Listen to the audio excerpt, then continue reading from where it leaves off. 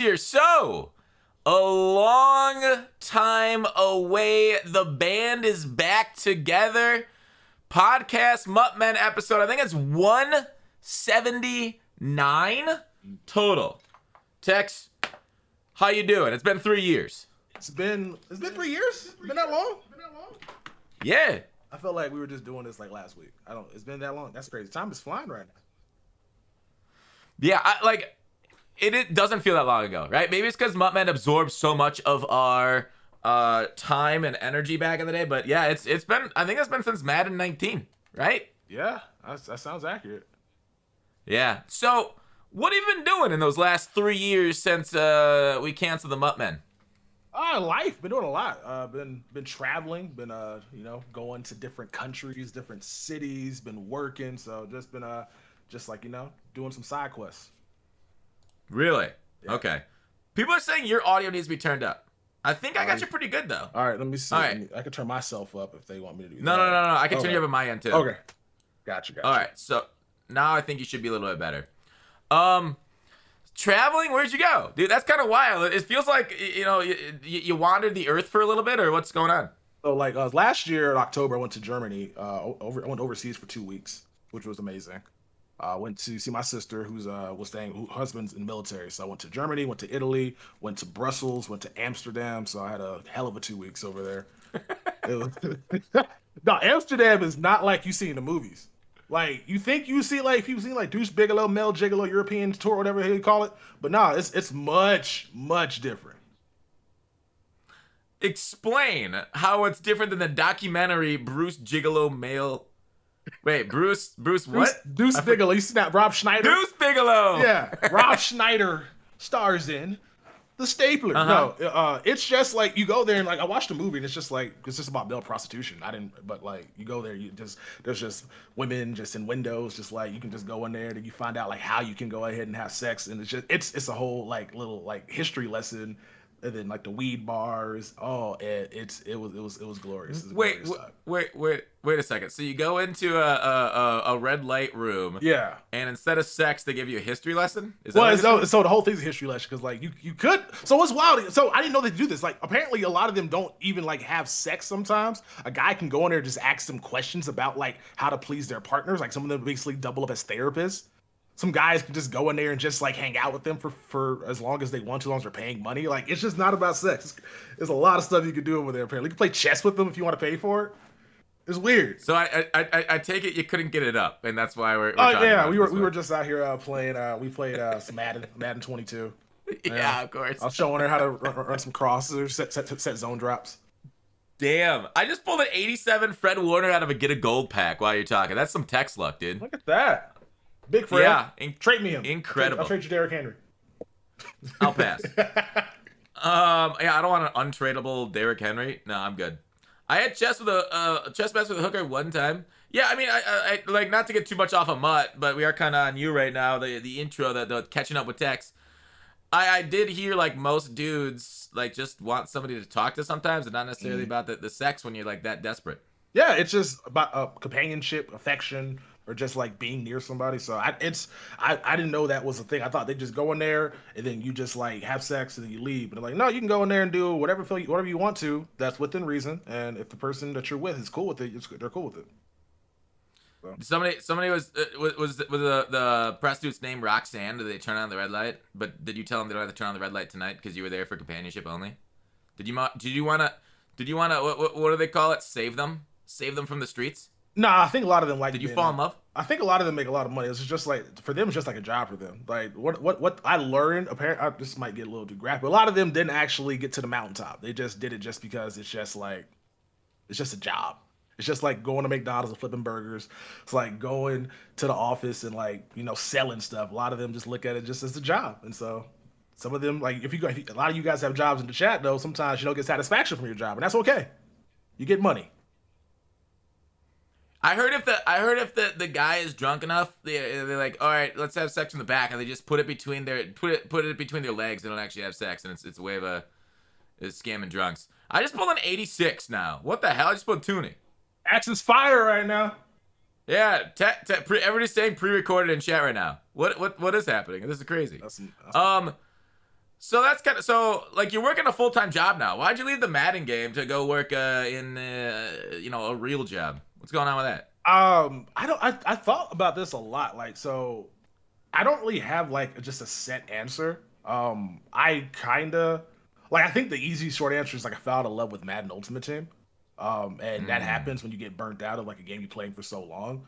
I didn't like the direction the game was taking, with the abilities. And if people who know who I am, I like basically budget cards. I like telling people about theme, or not theme teams, about like how to build certain teams and construct all this stuff. But once it devolved into just theme teams every year, and they stopped going with ratings and going with more of the abilities, it became a lot less like fun, because like if an 84 overall card comes out and doesn't get gunslinger, then why am I going to use this card? Why am I going to tell somebody else to use this card? So it just came a lot less fun for me, and less stimulating to my brain. So I decided to go find a job that would stimulate me a lot more, and that's why I work security at a box retailer.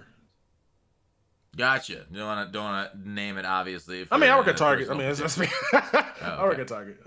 So really good at my job. So that's what I do. Watch In out. my There's free only time. so many targets in the world. They might find you somewhere. They can pull up, man. Um, As long as you know, if you don't steal, I'm gonna catch your ass. Go ahead and pull up your telly. I'm there I'll every day. fight your ass. I mean, I'm I a, thought like security at Target, like, aren't you like supposed to like not stop anybody though? Isn't that like oh, a that's yeah. liability? That's well. It Yeah. depends on like where your the region are. In Texas, you're deputized if you're security for AP, so you can do whatever Really? within your power to stop them. It just depends on what state you're in and what the rules are for their asset protection team. Wait, is the Texas boy actually in Texas? Last I heard, you skipped town. No, I'm not in Texas. I'm back. I'm still up in the Springs area. You don't have So to. You don't have to say. You don't have to say. You don't have that's to say. cool. It's weird because like people who like have like followed me on Twitter and YouTube have messaged me. Hey, I saw you working at Target the other day. I'm like, yeah. So it's no big deal. So if you guys need autographs, um, Yeah. yeah, because that's kind of wild. Because you had like a pretty successful channel. I think you still have more subs. I'd have to go check on your YouTube channel than I do potentially. I think that's So the to see problem with you what's YouTube for me. It's just like you're way better at this than I am, and I have more subs than you. I don't. That's YouTube's just ugh.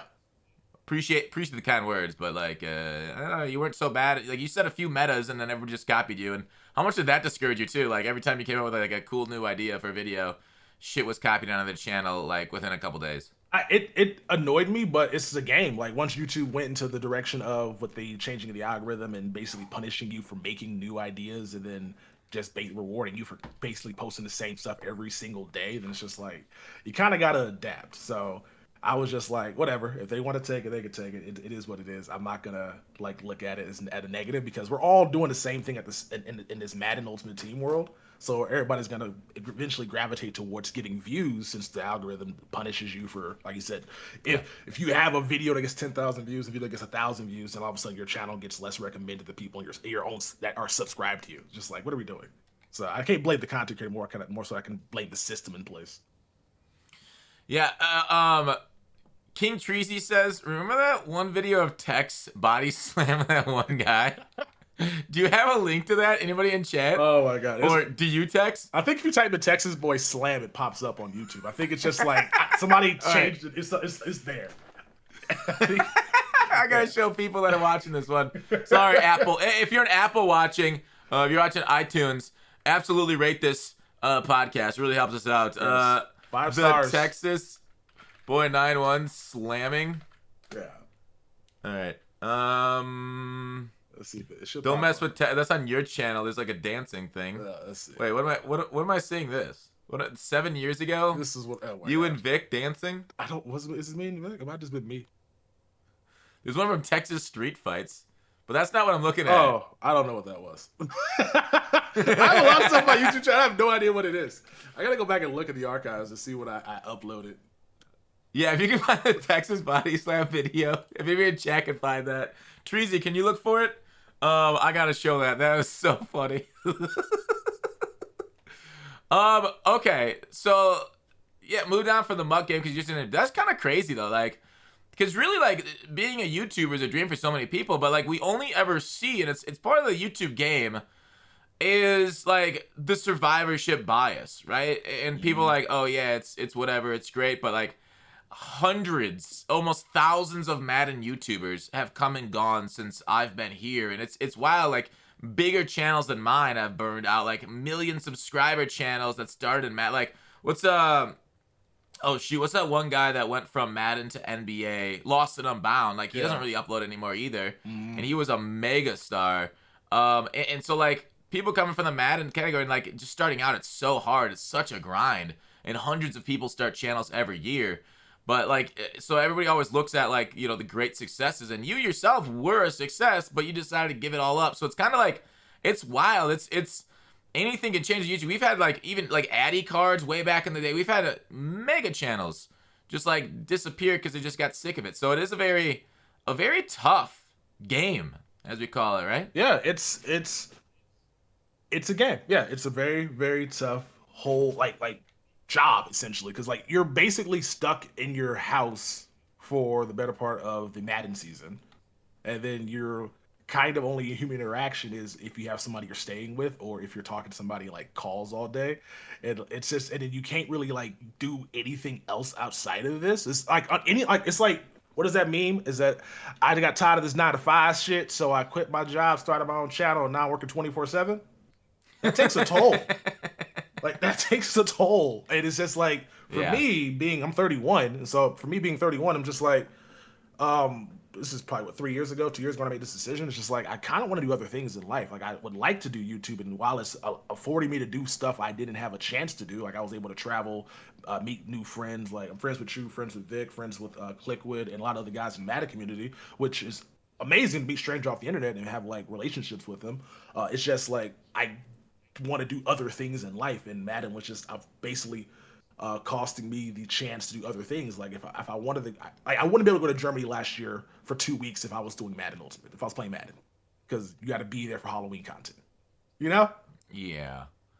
Yeah, I like, and it's, I mean, you're not wrong. Those are like the times that you get viewers, gain viewership, that kind of stuff, sustain your channel and stuff. But like, it depends also what kind of YouTuber you are. Like, if you're like a gameplay person, you can just have that stuff in the can. Like, you could just like spend one day recording.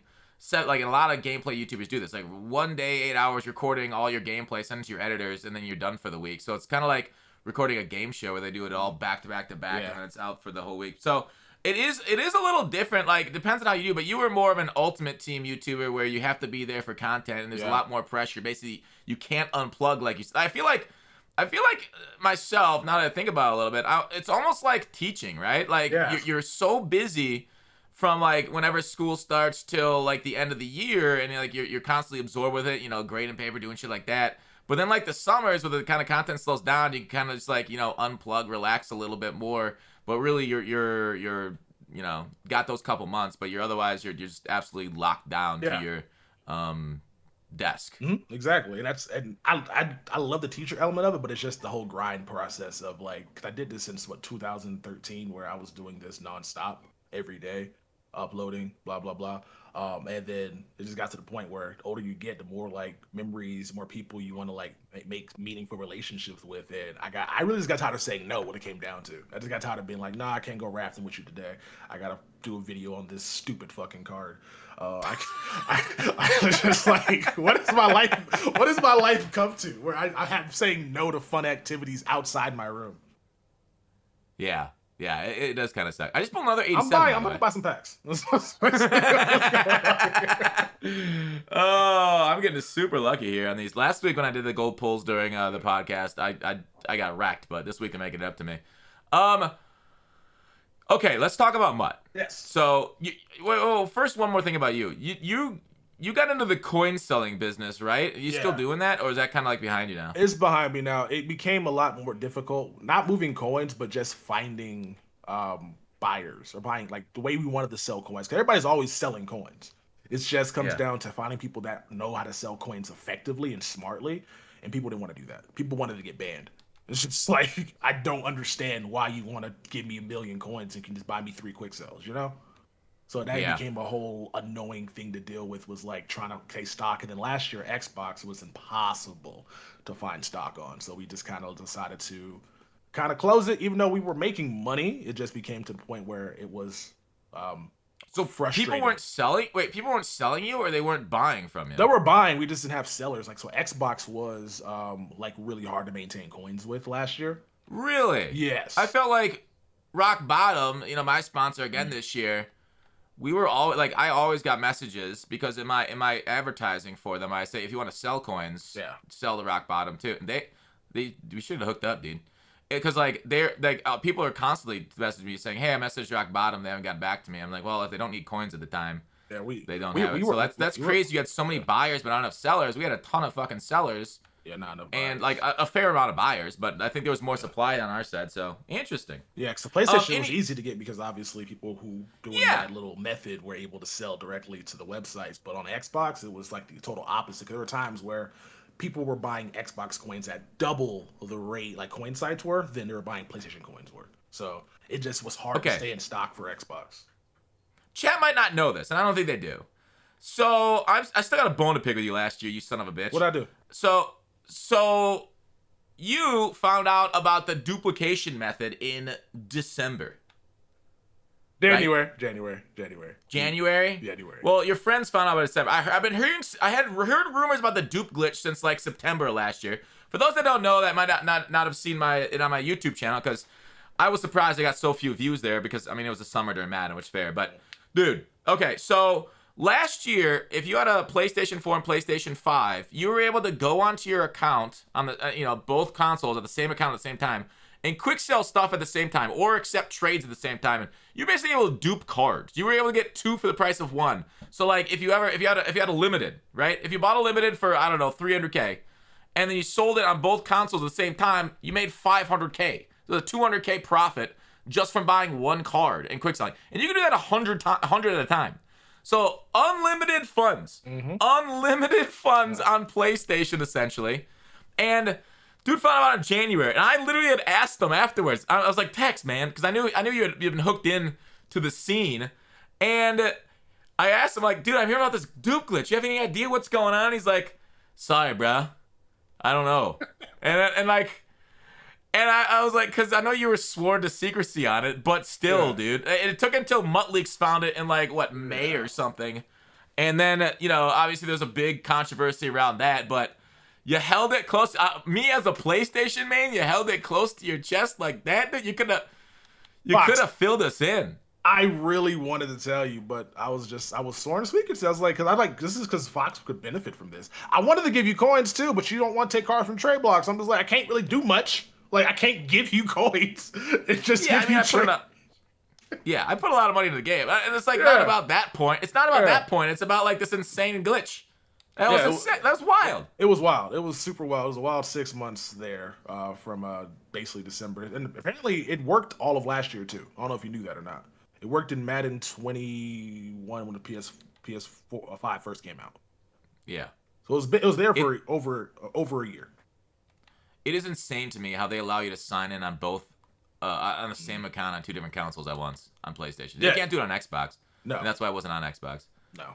That's just crazy. It was crazy. Texas ain't no snitch. Says to the chat. Yeah. My friends were just like, don't tell nobody nothing, because they were just like, they're just like, we're trying to get this, before it don't work no more. Because at the time they figured it out, they believed that it was gonna get patched in 3 weeks. Like, it was gonna get patched right away because it just made sense. Like, this is something that shouldn't be in the game. They didn't know that people were doing this since the start of last year. Big G Premium says, "Are you joking? This is for real. There was a legitimate dupe glitch last year. If you didn't pay attention to my YouTube channel, you probably didn't hear about it. Because YouTube during summer, whatever. But yeah, it's like it was insane. Everything we just said was absolutely 100% true, and you could like double up training. It was double training, double coins, double packs in the store. So you can buy if you have 12,000 points, you can buy 2 bundles with the 12,000 points. Yeah, it probably the biggest glitch in Madden Ultimate Team ever. Yes. It's like there was ones over there. Like I don't know, the Randy Moss, giving you a Randy Moss every 10 seconds for like an hour or 2 was kind of a big one too, to be fair. Every time you went into the game. So this was the most profitable exploit in the history of Madden. Like, there are people that made, if they were doing it since last year, probably easily 7 figures. Yeah, so this was the most profitable glitch if somebody figured it out back then of all time. Yeah, it was crazy, and EA like had no idea how to track it too. Like they just didn't get it. No idea. The Randy Christmas 18. Yeah. Okay, so let's talk about this year. What's your thoughts on the battle pass? Like, you still play MUT, right? You Yeah, still stream it and stuff, yeah, occasionally. yeah. I enjoy the streaming MUT because it's less intense. It's like posting content and competing. But I stream it probably 4 or 5 days a week when I'm like not working. And my thoughts on the battle pass are as followed. It's a step in the right direction, but it is so terrible. So Explain. So I don't know, like, so right now, like the headliners one, it just ends at like 18, and there's nothing else that's there. So that is like, why are we just gonna end this here if we're not gonna continue just like to have rewards? And then you go to the competitive battle pass outside of the thing not working. The rewards are great for the competitive. That one's the best battle pass because you get the player, you get the Madden players, and you get the XP to help you with your main one. But the main one's just like, what am I gonna do with this uniform? Why y'all keep giving me uniforms? Like, like I'm not a Saints fan. And it's like so the rewards aren't like as good as I think they should be for like that stuff. It's like they wanted to copy what Fortnite's battle pass was, where they give you like stuff to wear in game, but this is Madden. Yeah. People aren't gonna be doing stuff like that. But as far as the players are great. That's the big dub for the battle pass. But I do not like the implementation of like how some of these stats are required to get these things done and how they just stop after a while. I feel like it should just be infinite if you're going to have this in the game. So people are always finding a reason to grind and just keep getting rewards as opposed to just stopping. Like, it's like you get the battle pass done and you just stop playing. Yeah, I agree. I mean, here's the thing. It's talking about that dupe glitch. I mean, they also have the glitch where people can like play it on both consoles with the same EA account, and they've probably already finished with the battle pass. So, like, you're right. I think overall, like, the battle pass idea is good, but it is marred by poor execution with the glitches and the poor problems with the game overall. You know, feeding into it. So, like, yeah, I don't know what to tell you. Like, I like it, but you know, their better uniforms are the ones you gotta pay for in the store anyways. I don't like the battle pass.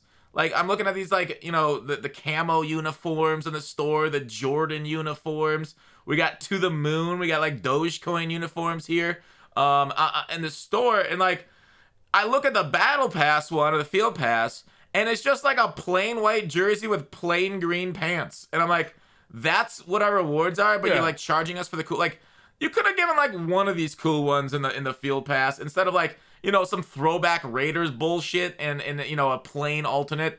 I don't know. You're right. Like, they could have done it so much better, but instead, you know, obviously they got greedy and you know, are trying to charge us for the Dogecoins and the other ones. So yeah, I agree. They could put a lot more care and effort into actually, like, you know, giving us cooler free rewards. Although I will say some of these cards they've given out, CeeDee Lamb, Gilmore, the Woolen on the competitive, those are probably some of the best free cards we've ever gotten from solos. Like, throwback to like Madden 16 Amari, right? Amari Cooper there, where he was like on everybody's team because he was like a insane stud. Yes, like Madden 15, the chemistry masters, Peyton Manning and Luke, like, we've had some really good solo cards, and these cards, like I said, rival that because Dave Casper is like a must start. Gilmore is crazy. That CeeDee Lamb has been so monster for me in game. So the players are the only thing saving the battle pass. Everything else needs work. Like, why, if I get to level 46, or no, not 46, which one is it? One of these ones, you get a 76 plus fantasy like pro pack. What is that? What is that? I grinded all these levels. I got like 9,000 XP, 90,000 XP, and I get a 76 plus pack. Yeah, level 55, 76 overall gold fantasy pack. Yeah. What is that? Hilarious. It's a straight comedy. Yeah, 10,000 coins, level 56. So they got to do a better job of actually rewarding people who are grinding their game to this point. And obviously, I guess if they can figure out a way to actually fix people from playing on PC and then playing on Xbox and then just leveling up this battle pass even faster, then hopefully the rewards can be better. But I just don't know why somebody would spend their time playing this game up to 14,000 XP and all they get is a Pro Elite pack and get an 81 overall elite as their reward. It's like that old thing where like you spend an entire afternoon mowing this large ass lawn for like an elderly lady or something, and then like you expect to get paid at the end, and like she's like, "Here's a nickel for you," and, right? Here's some stocks and bonds that you can cash out in 30 years. Wait, that's way better. Oh, is it? The I don't mail. know. I was just just I something take old stocks timey. and yeah, no, I get it. Yeah, it's like I agree. It's Yeah. feels kind of cheap. Yeah. But they did, yeah, Donovan, you're right. They did put this pass in the game to stop level glitching and people like Tex Yeah. from using bots to kick field goals all night. Hey man, if you don't like it, ban me. They tried to, and they banned you in the wrong game. Banned my MUT 22 account. Or no, MUT No, 21 account. I'm a MUT 23 account. Yeah. Yeah. Yeah. He was doing that in 22, and they banned like a bunch of people's because it was like preseason or whatever. The system thought they were doing it like 21 instead of 22, so they got you in 21, but you're 22, you're still like max level like in EA Access time. Yeah. So I mean, that's just the like. It don't have like the battle. Like I love the MUT reward system they didn't pass because the rewards are always great. So, like either have an XP cap that you can only get a certain amount per day, kind of how MLB The Show did, or stop have better solos and have better solos that do better rewarding. Like have head-to-head seasons give you more XP for playing online versus a real person than solo battles or things solos do. Like have other ways in the game to grind. Like that's why I like the battle pass with a little bit this year because like you complete a set, you get XP, which is pretty dope. You don't get enough XP, but you still get XP. And so I think that's stuff they should have been doing in previous years to give you more encouragement to do other stuff in the game as opposed to just botting. But they decided to get rid of that last year. So Yeah, is this MUT?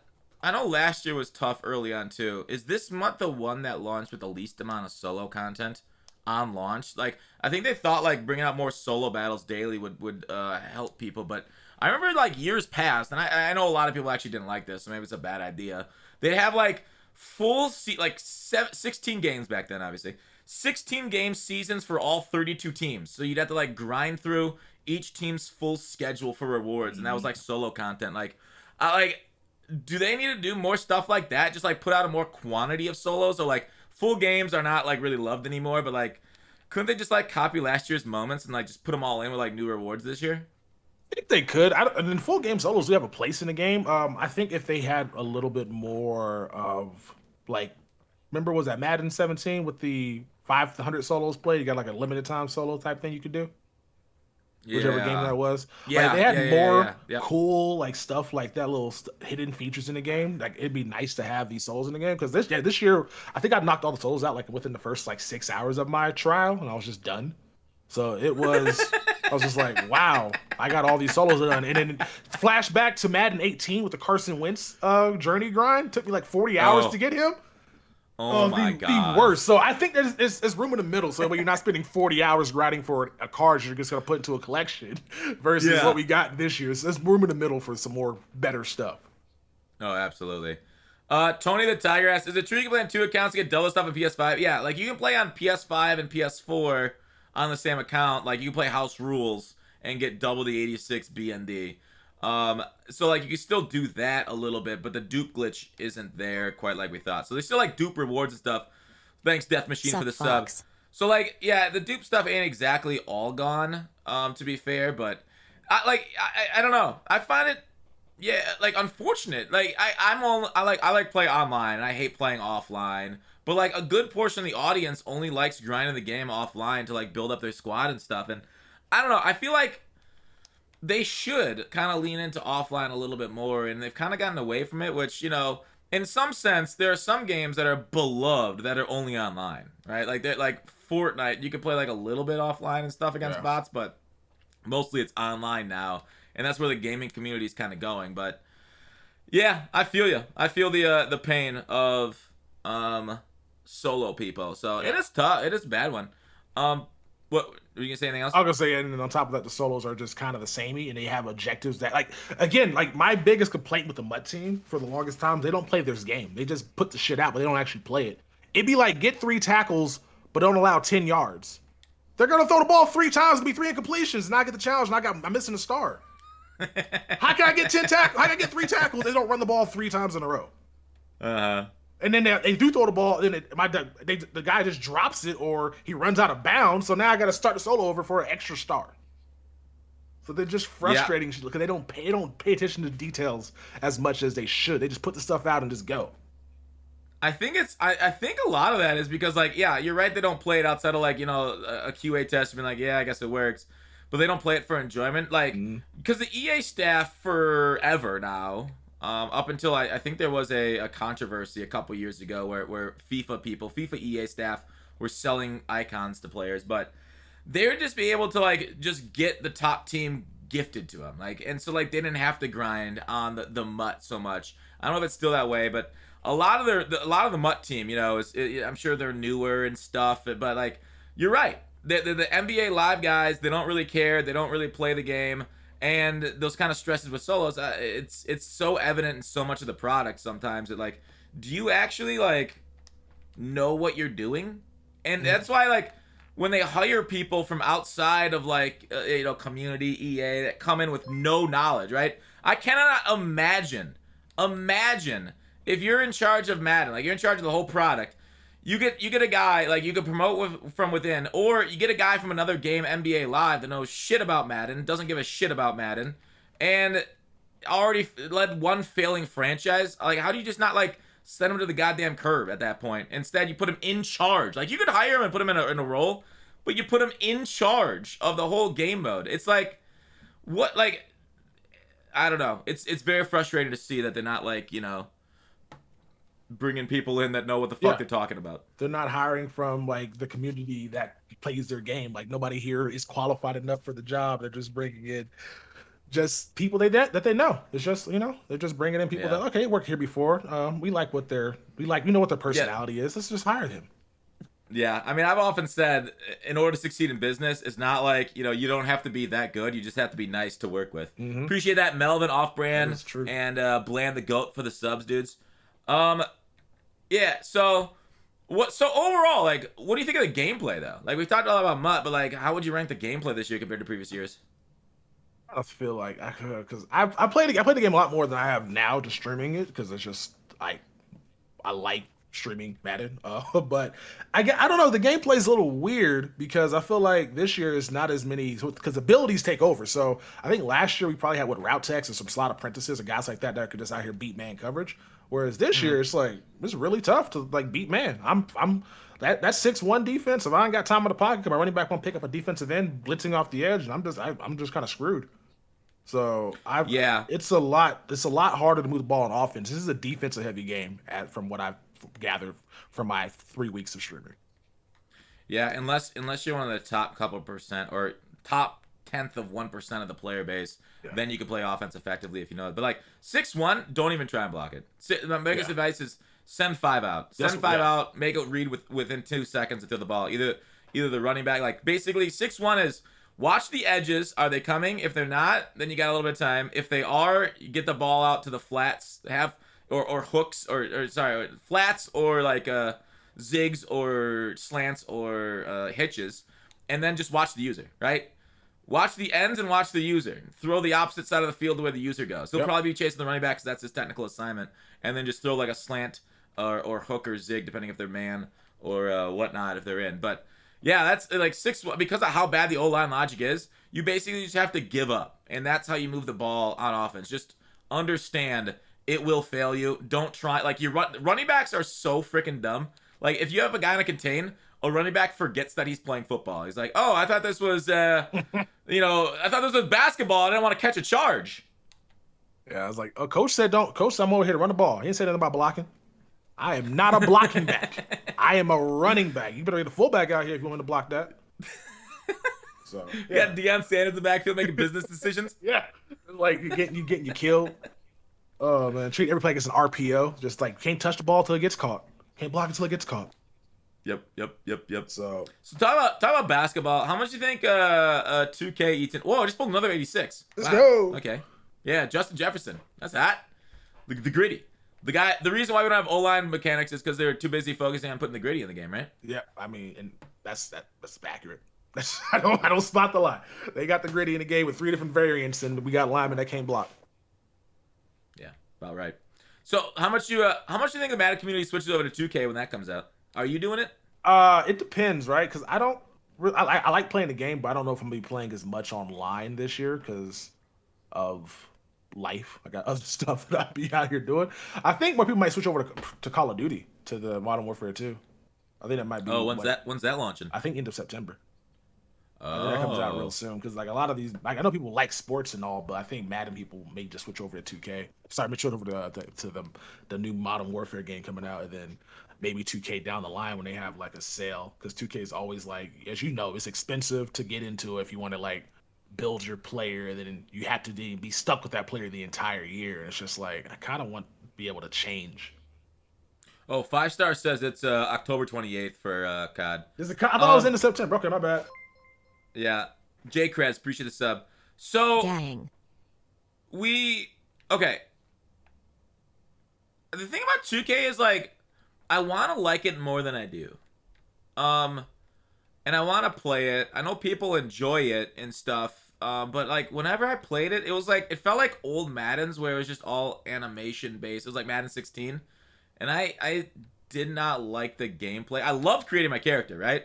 Maybe it's because, you know, I put money into the game at least for like 1 or 2 characters. I remember you and I. Okay, yeah. And then you and I played last year. So I made a creator, that 2 years ago now. I made a player, and like I'm like bad at 2K because I don't really play it. And I got Texas needed like a 5th for his team, and then Texas out here yelling at me. I told him before I signed up Texas. This is literally the first time I played 2K Park, but the first time I played a basketball game in 10 years. And motherfuckers out here yelling at me for missing shit. I'm like, the fuck? I don't even know what the buttons do in this fucking game. And he's out here like sweat like. And then we played a game against one team that literally all I did was sit in the corner the whole game on defense. I saw 2K. It was just one-on-one. I literally sat the whole fucking time in the corner on defense. And on offense, I'd run up the court, and then our guards would just take it and they'd score. And I'm like, okay, what am I gonna do? And then I just run backwards, sit in the corner, wait for that possession to be over, run to the other side of the floor, watch my guards try and score. And I think I was like a power forward or something. You were a center. Yeah. And that was the fives. I was like, this shit sucks. And then in the park, my shit was too slow. I was getting cooked out there. Yeah. And like, I was like, well, okay, my build sucks. Do I put another $100 in this game, switch it up? And then if I switch my build over, dudes would just roast me anyways by, you know, just being mechanically better, which is totally fine. I get it. But like, they were just like, you know, animating past me, dribbling. I heard they nerfed dribbling this year, which was, you know, good for shitty players like me, I guess. But yeah, seriously, I don't know, dude. I did not have fun playing that game, and some of it was obviously due to skill issue. But what do you got? 2K is a game where you have to be cool. It's like it basically teaches you like how to play a role, because you can't play real basketball like in real. You can't move like because the spacing's so bad, and because one guy can cover 2 people because all they do is smash square. Like if you end up like trying to run the Spurs offense, you get punished. You got to play like the Cavaliers or the where they just kind of just get the ball to LeBron and get out of the way.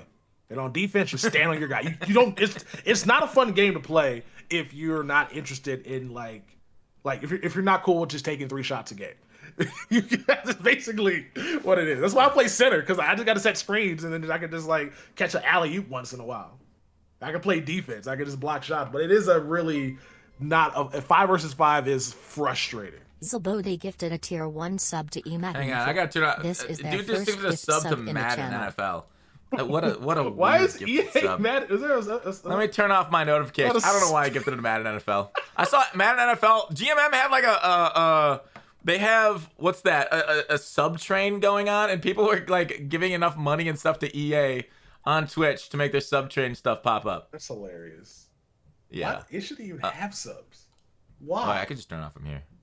I don't know why they have. I think Twitch forced it to turn on. They used to not have like corporate accounts used to not have that. Yeah. People love. Yeah. What a waste. But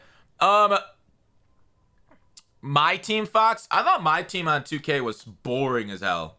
My team sucked because like in football, like in baseball, you're building up like a team where you have like multiple players. It seems like there's more depth, I feel like, to it. But my team is like 5 guys and like a couple role players, and I'm done. And like, where's the team build? Yeah, I think my team does a better job of like statting their players because they do years, and so if a guy had a better shooting year here, the player reflects that. Versus if a guy had a better defensive year here, the player reflects that. I think that's the only thing about my team that appeals to me. But everything else about it, you're right, is boring. It's very boring. It's basically you got 5 players, you replace that player with somebody else, and then go from there. It's yeah. It just feels not like it's just the nature of the sport, and that's why I just find it boring. There's nothing wrong with 2K themselves doing their my team and how they do it, but I know there's other complaints, but it's just the nature of the sport to me. I feel like that bores me with my team. That's why I think Park is so much better. Park has so much more potential and fun, and like The RPG elements of building a character is still the best thing in sports games as far as that. So, anyways, yeah, I mean, we'll see what happens. Madden numbers usually go down when 2K launches. COD, same way. And it makes sense. I mean, you don't want to hook yourself onto one game. You want to have a variety is the spice of life. My team's trash runs Matumbo and Shaq get 3-point shooting cards. Yeah, that's pretty late in the year, though, ain't it? Tex, do you know? I don't know. I don't know. I have no idea. I've not been looking at 2K whatsoever. Yeah, I think I might actually play NHL this year as my side game. Last year was FIFA. Fun. NHL is fun. Get some people in the stream on there with you. Play some of the fives or 3 versus 3. I did that once. Yeah. I did that once a couple years ago when it was like free on whatever EA Access or Xbox, whatever it was. And like we got stream sniped by like fucking professional NHL guys. And I'm like, well, this fucking blows. They're stream and it's like, how do you stream snipe? I'm like trying to play casual threes, and I haven't played an NHL game for like 8 years. Yeah. And like this is our time. Yeah, this is, like Foxx is on NHL finalists, beat his ass. It's like, what? Why are you stream sniping on a hockey game? It's not that serious. You don't even get reward. Yeah, dude. He was like trying to flex and shit in chat too. I'm like, okay, congratulations. You beat somebody that hasn't literally played this game in years. Oh, God. Yeah, people on the internet are fucking strange as hell. It's a funny thing. When does Texas boy become Texas man?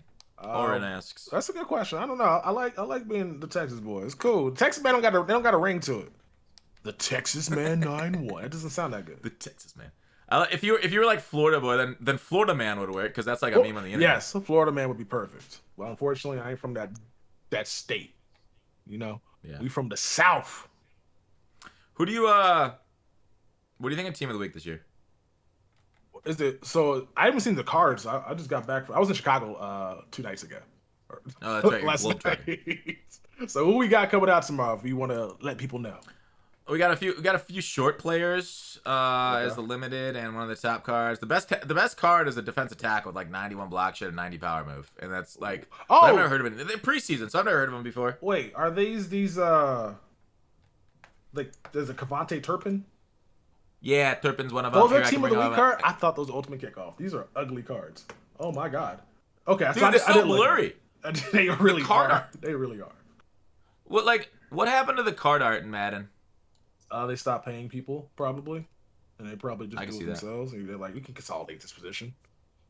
But why intentionally make the cards blurrier than they need to be? I don't know. I don't know. Maybe because it's preseason and they want you to you gotta watch with blurred vision because none of this stuff actually matters. Like that's the only thing I can think of. Fair, actually. You can't. We gotta watch with rose-colored lenses. Because these guys are playing against people who may not be on the team in 2 weeks. Good point. I didn't think about that one. That's well said, Texas. I it completely threw me off guard. Yeah.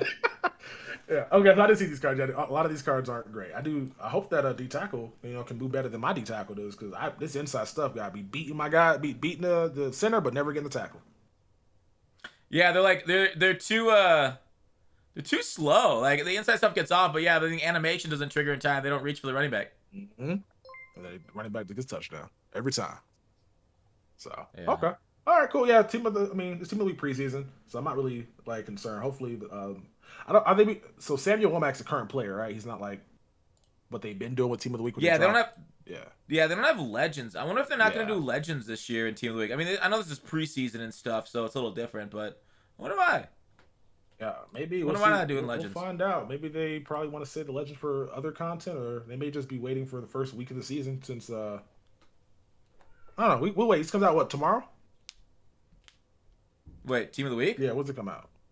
Team of the Week's coming out any minute now. Oh, today. Okay, guess we'll find out. What they're gonna do legends, but well, yeah, I'm excited about the sets mostly. Mm-hmm. Any profit there? Trying to find some way to make some coins.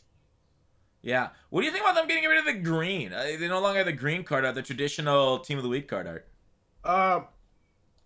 I'm kind of annoyed. I don't really think at the end of the day, this is the most unimportant things or the important things of life. But I really wish that they would have just kept the green looking cards that we've grown accustomed to instead of changing into this mechanical, Art Deco style card.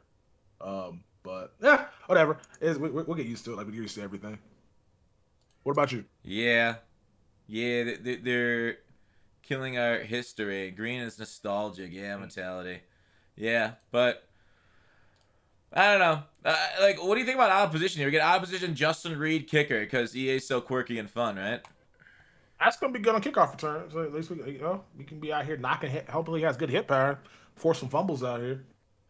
Not a bad point. Yeah. Only 81 kick. I wonder how does 81 kick power stack up to? I don't know. I guess yeah, he'd be a good kickoff specialist, especially for the. Does that count for the theme team for the Chiefs theme team then? Having a separate guy at kickoff? I don't think it does. I don't think kickoff specialist does count as an extra spot. I mean, obviously the pack fodder ones or whatever. Yeah, I'm not mad at that card. I'm really. I mean, we all know these low tier cards just going to be just for theme teams on the low end and just for you to put into collection for the big cards. Like that's been their goal for the last 6 years with Team of the Week. So they're not. Yeah, it's pack trash.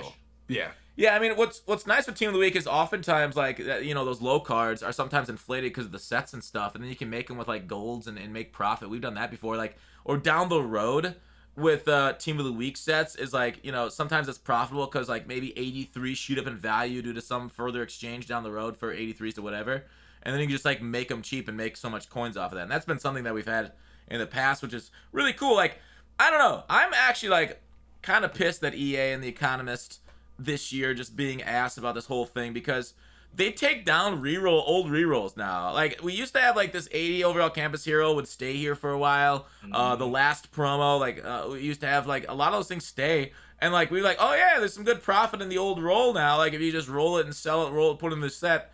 But like they've become such cowards at EA about sets and stuff and rolls because they're Lord forbid we make coins off the game that is not just our credit card information.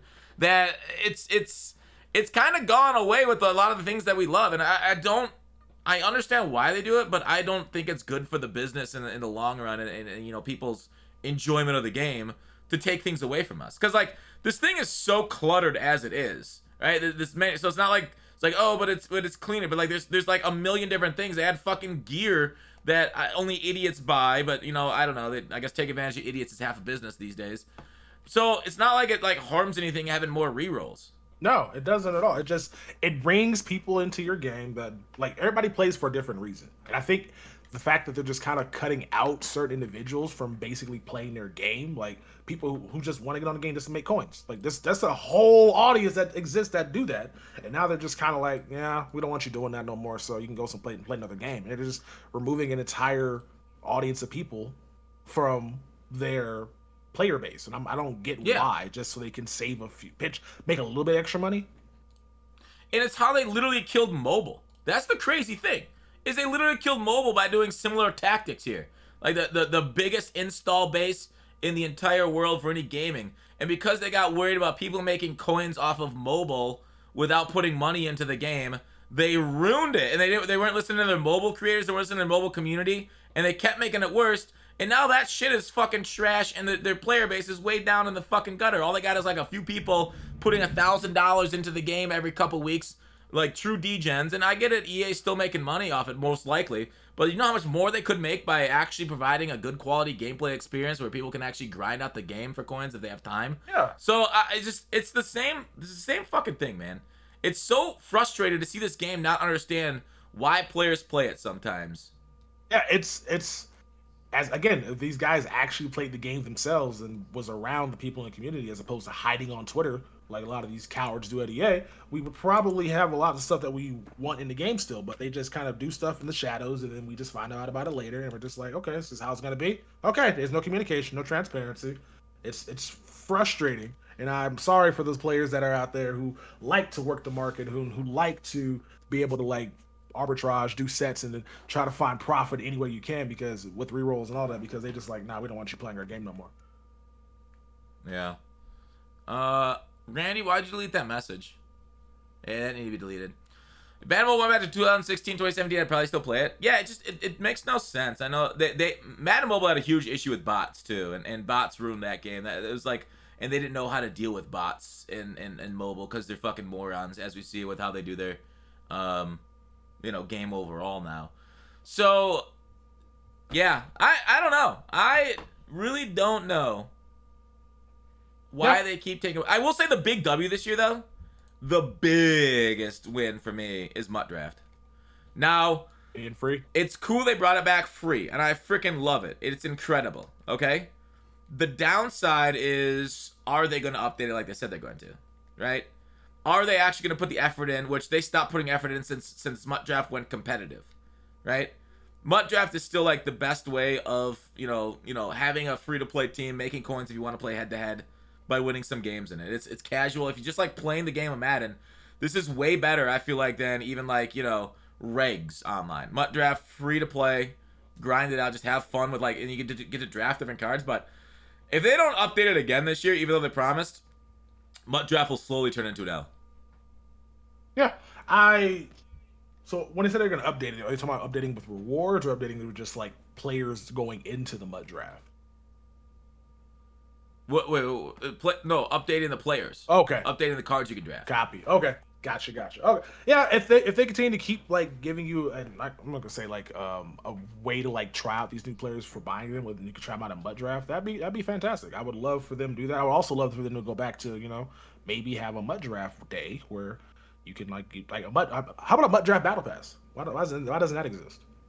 Where you can get rewards for playing MUT Draft. Yeah, that feels like such a nice tie-in to it, right? Because like all these other things, even though you got to buy your MUT team or whatever, but like having a battle pass, I mean, headliners is kind of with those solos and stuff. Almost, I mean, sometimes it gives a lot of times they don't give you a team, but I don't know.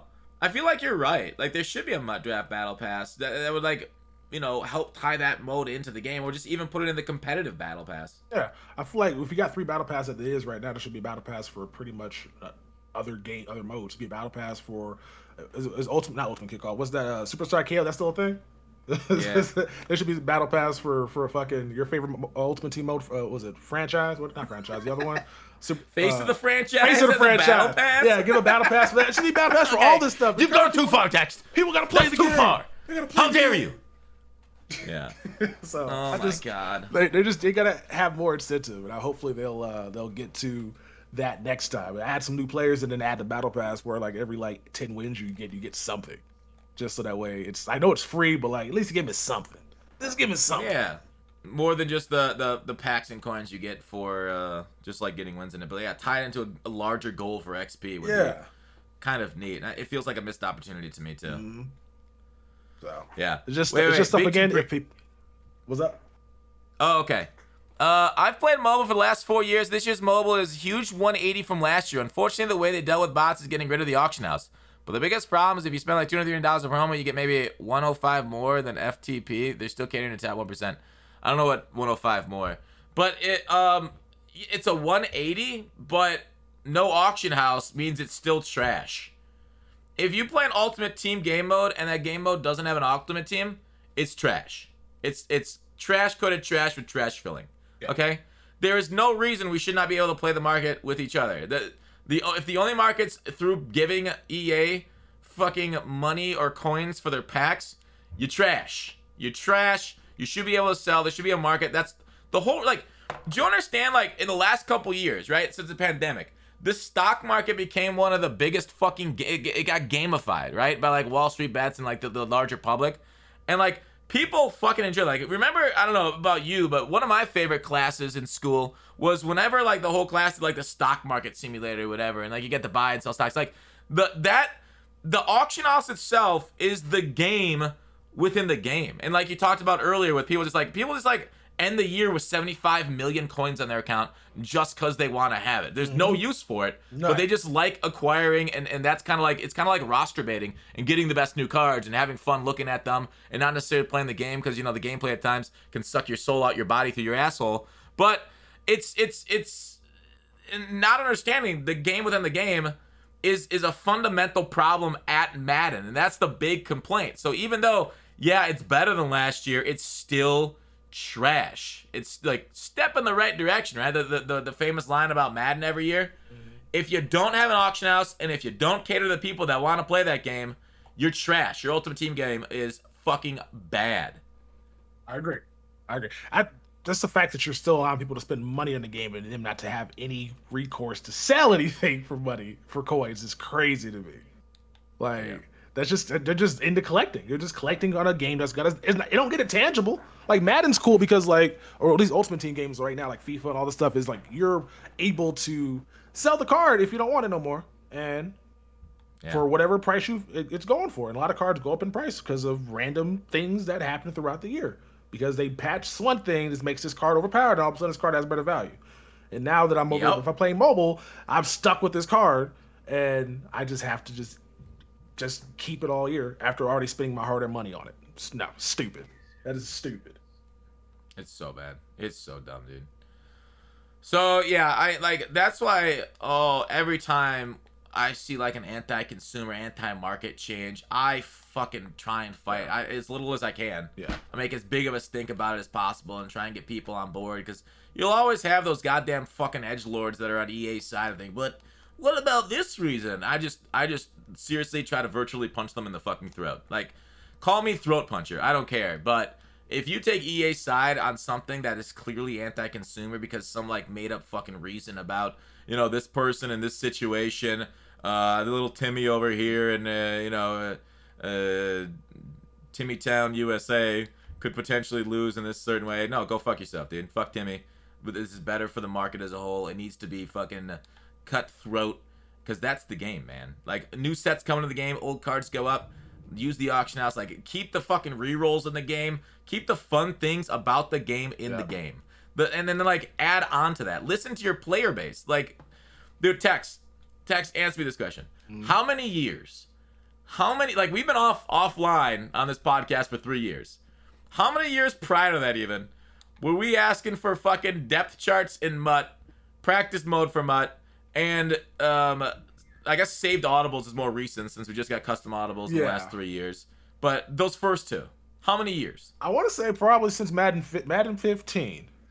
Yeah. No, sorry, Madden 25 even. I think that's when like MUT became like what it is. It's like I want to be able to pay my friend, but I want to be able to practice. I think Madden since forever, basically since the inception of MUT. MUT was MUT 12, so 3 years after was when we were asking for that.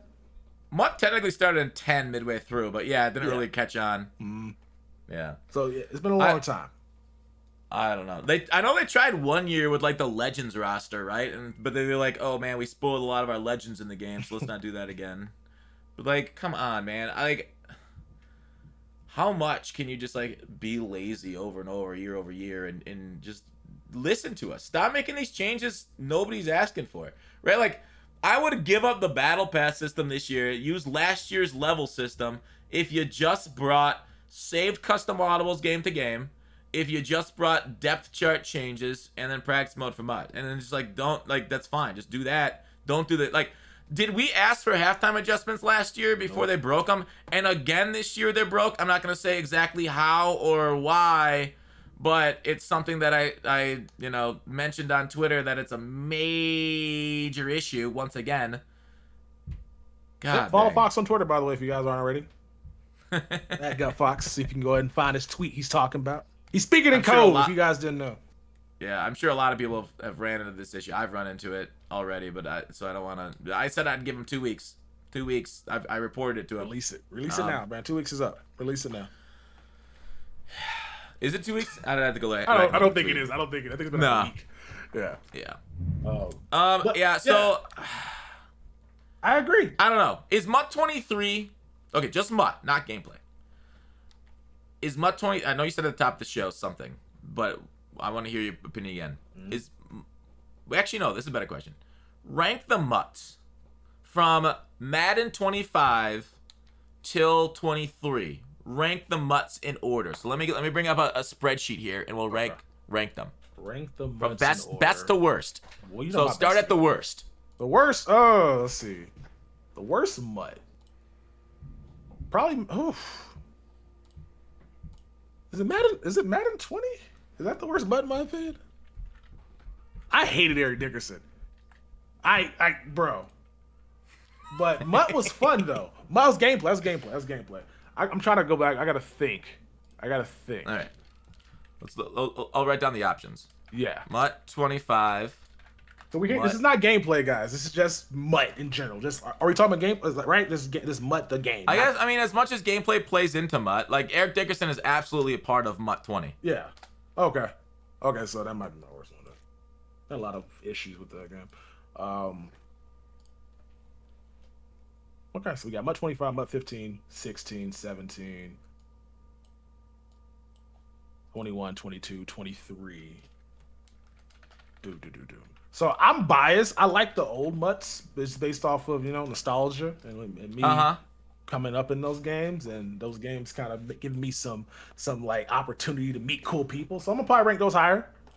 Those games are probably a little worse in terms of like what MUT was able to do, but they had some cool stuff in there. I don't know which MUT had the badges where you could put them into some packs to put them in, to get like a random pack in the game. That was fantastic, and that was a great addition. Kind of reward people.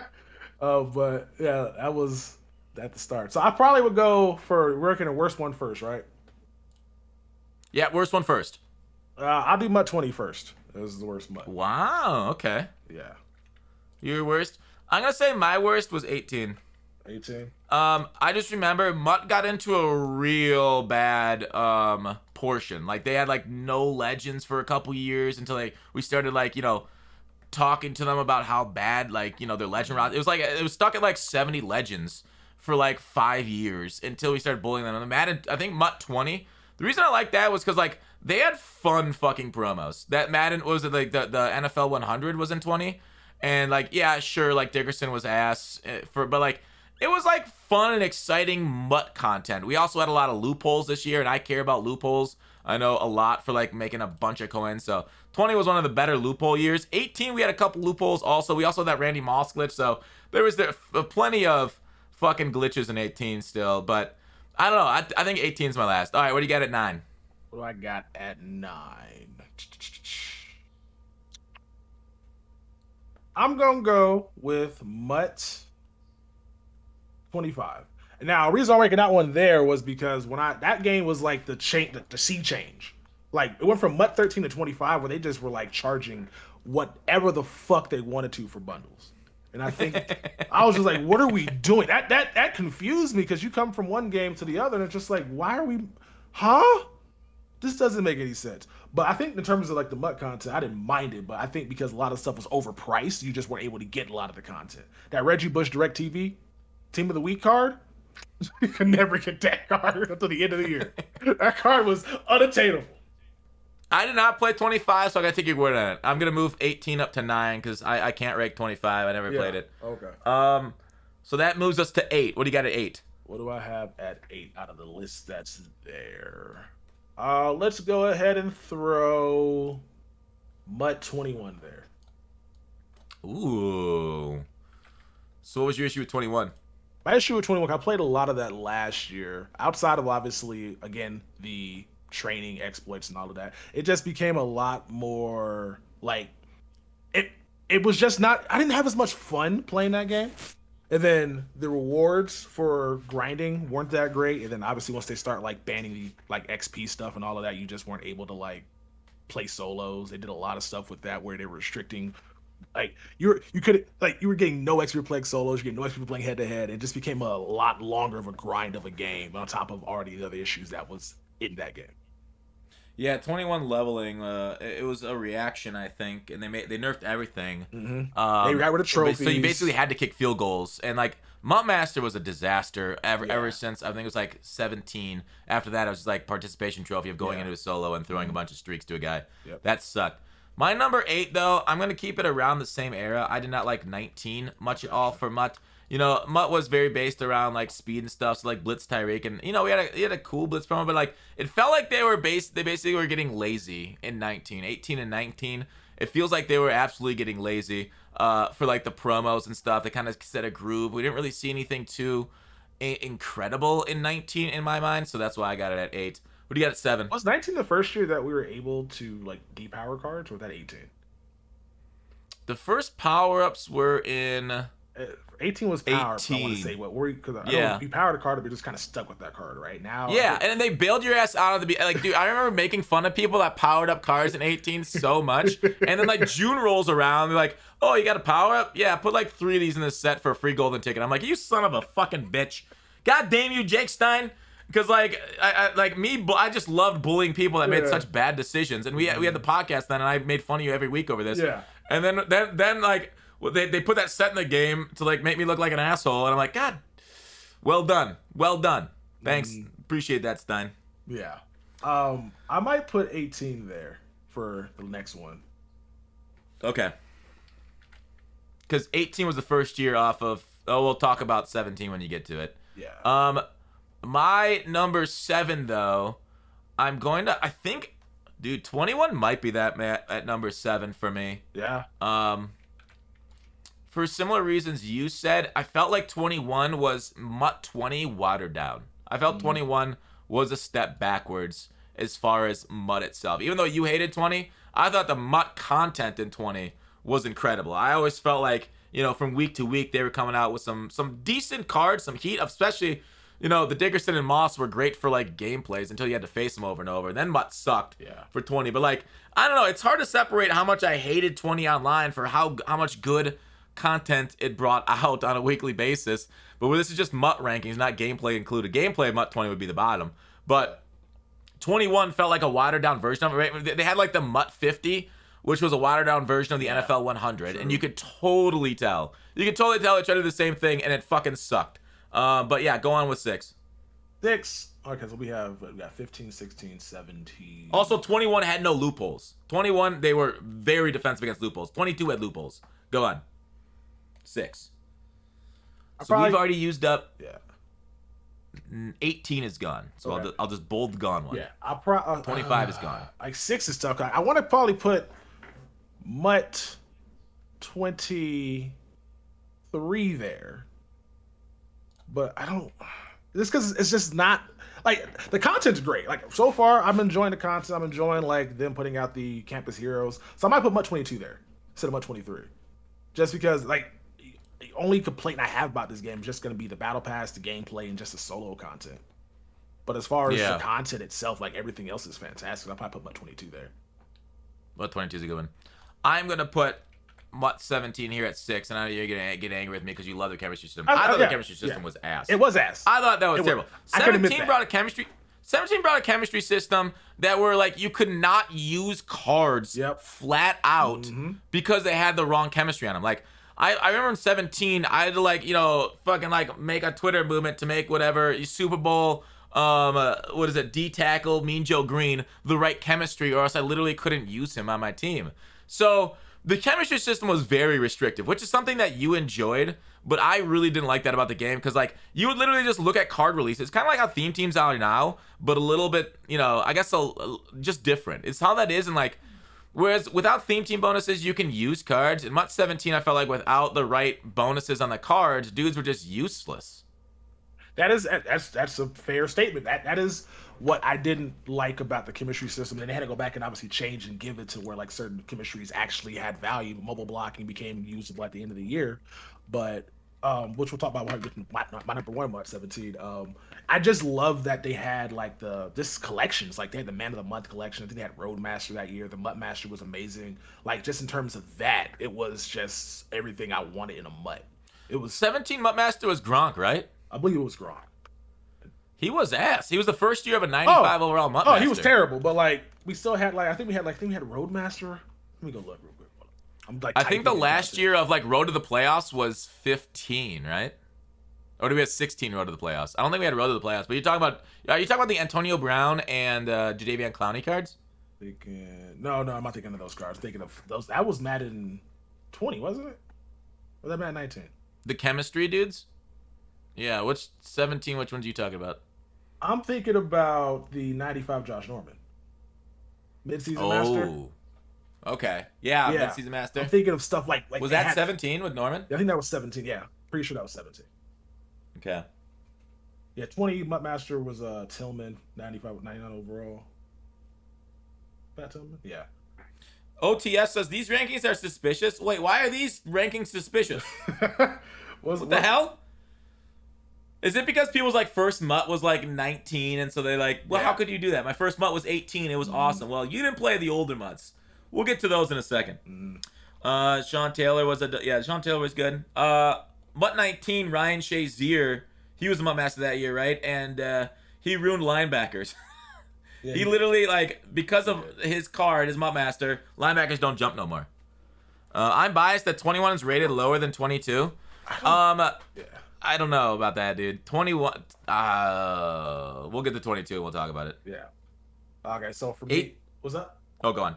I was gonna say I don't think Ryan Shazier ruined linebacker. I think Anthony Barr ruined linebackers not jumping. But Ryan Shazier had a hand in it, but it was definitely Anthony Barr. Anthony Barr ruined linebackers, and his MUT card has been ass ever since.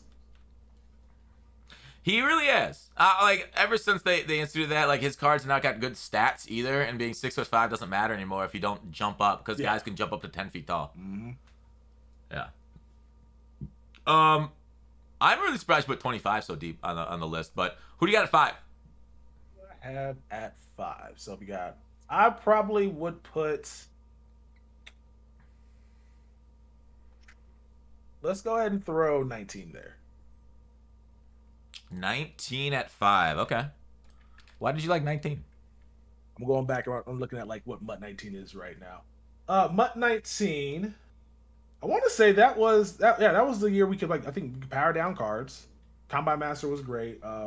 Honestly, don't know why I put 19 there. I think I'm just basically going. I think I have more nostalgia for the other 2 games I'm about to throw up there. 3 games at the top. Okay. So I'm just like 19. Just I don't have any positive or negative thoughts about it, which is just kind of like, oh, I'm just gonna throw that there.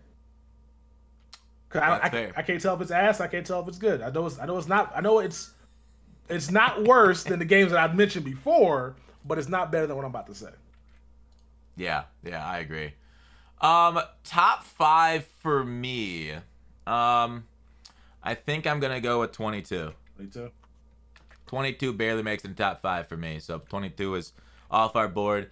I just thought, like, MUT 22 is good, but MUT's gotten to a point where there's no unique cards anymore. And it's kind of been a little bit like that for a couple years, to be fair. But, like, the only uniqueness in card now are abilities. Like, back in older Maddens, why we loved him so much, like, you know, neither one of us got into 16 yet. I just want to use, like, the Dree Archer, for example. Yep. Imagine a silver card comes out with 96 speed right now, okay? Like, oh my god, the game's gonna die so soon. But back then, they could go over 100. Back then, like, stats mattered more. Play rec back in Madden 15 era actually mattered. That's like Jack Ham was so incredible as, like, the ultimate legend. He was, like, literally in every single play. I keep going back to play rec and how much it mattered back then. That, like, now I haven't really tested this year and our play rec's kind of low. We'll see later in the year, but, like, every single card statted is within, like, 2 stats of each other, or else, like, you know, the comp scene blows up with how unbalanced it is, which is fair. They've turned Madden into a competitive game, unfortunately. And so, like, the comp players' complaints about cards being overpowered are not wrong with as far as, like, speed and attributes. Absolutely true. But as far as fun, it was kind of fun to see, like, a guy with, like, 40 carrying and 96 speed just run toss and, like, you know, just look like, just be ridiculous out there. And, like, once you hit stick to be fumbled, sure, but, like, if you were just running toss, you're running to the sidelines anyway, so the fumble would go out of bounds, and, like, hey, whatever, I lost the yard in the fumble, but I gained 20 on the toss. So, like, I don't know. It is too. An out of position, I think, in 22 was also brutal. I know that was more near the end of the year with backyard ballers and stuff, but they got a little too much on that, like, train, and, like, you know, 23 is going to be my 4 also, because I also hate what they started to do with Randy Moss early on. I'm sorry for skipping ahead of you. Oh, I'll put 23 there, too. 23 is my You put 23 right there, too? Yeah. The only reason why 23 is this high is because it hasn't been solved yet, right? We haven't seen what they've done, and it's like it's based off potential. Like, the battle pass changes are nice, draft changes nice, but dude, all the, like, and everybody's always freaking about the errors in MUT. Every single one of these MUTs on the list, with no exception, has had major glitches. They've been down. What MUT was that? MUT 15 or 16, where you literally couldn't play it around Christmas time because of the Lizard Squad? Yes. So, like, one console. there was a lot of problems. Yeah, like, and so, like, there's just overall MUT 23 issues do not stick out to me in the MUT pantheon of issues. So I really hope they, like, you know, can upgrade it. But yeah, I know a lot of people are getting show content. Is content out right now? I don't think content's out yet. I'm sets right now myself. Yeah. So yeah, and anyways, also on top of that, 23 with the innovations, like the fact that we can just craft cards now. That's something that I remember we talked about. Jake's down on the podcast was like, can we just have a button where we can fucking do a collection instead of having to do it manually? And they did that. Yeah.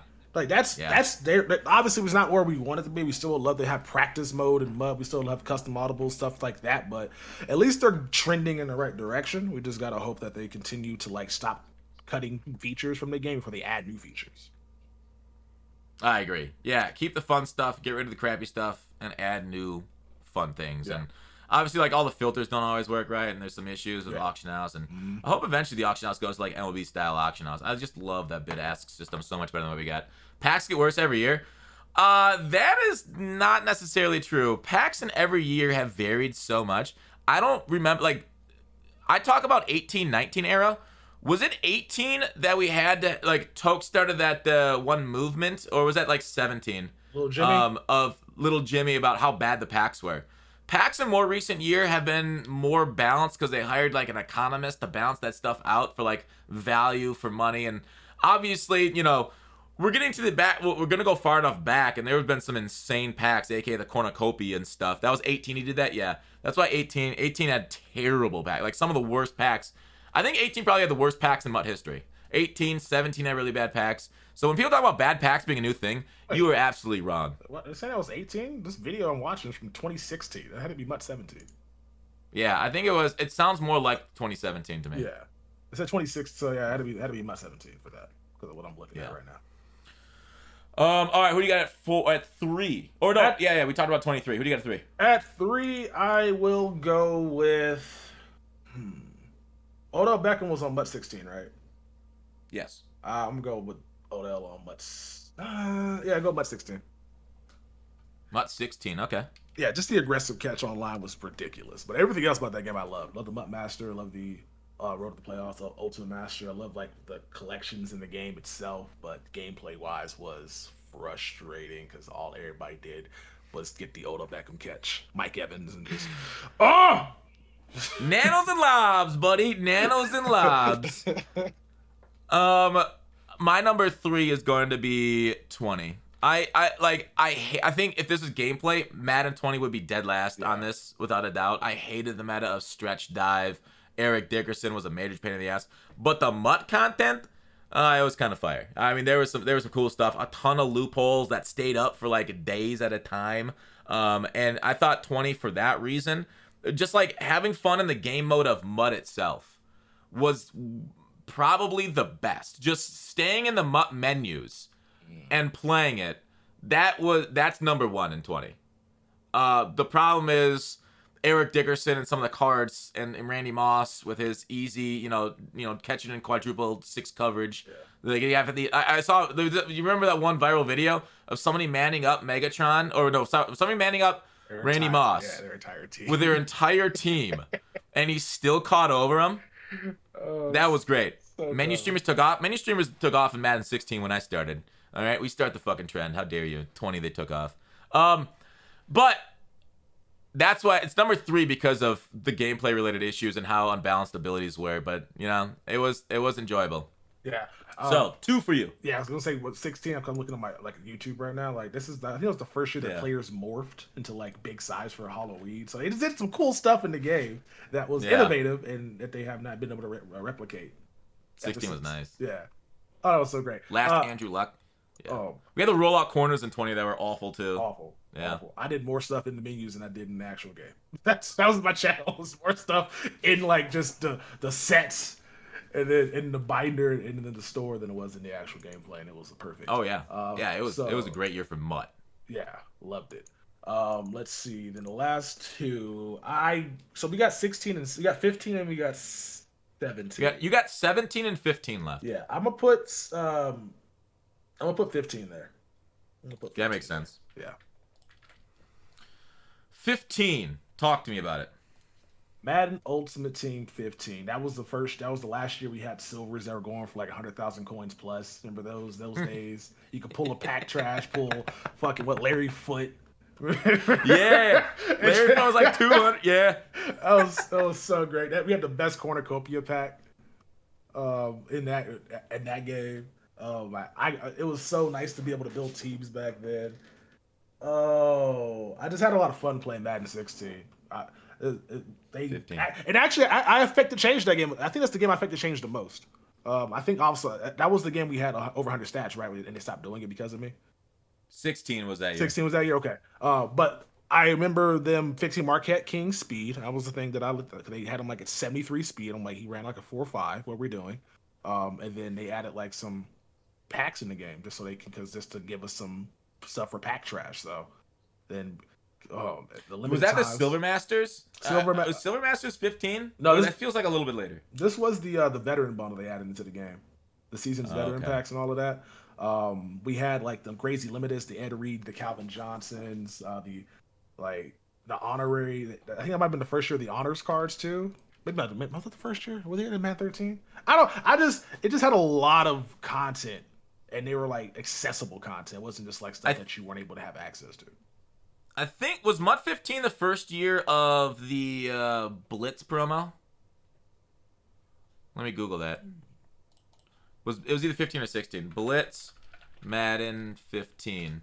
And I remember that came out and it was insane. Blitz promo. I think that was maybe 16. Blitz. That might have been 16. Promo. I'm not seeing it. Was it 16? With that Night Train Lane?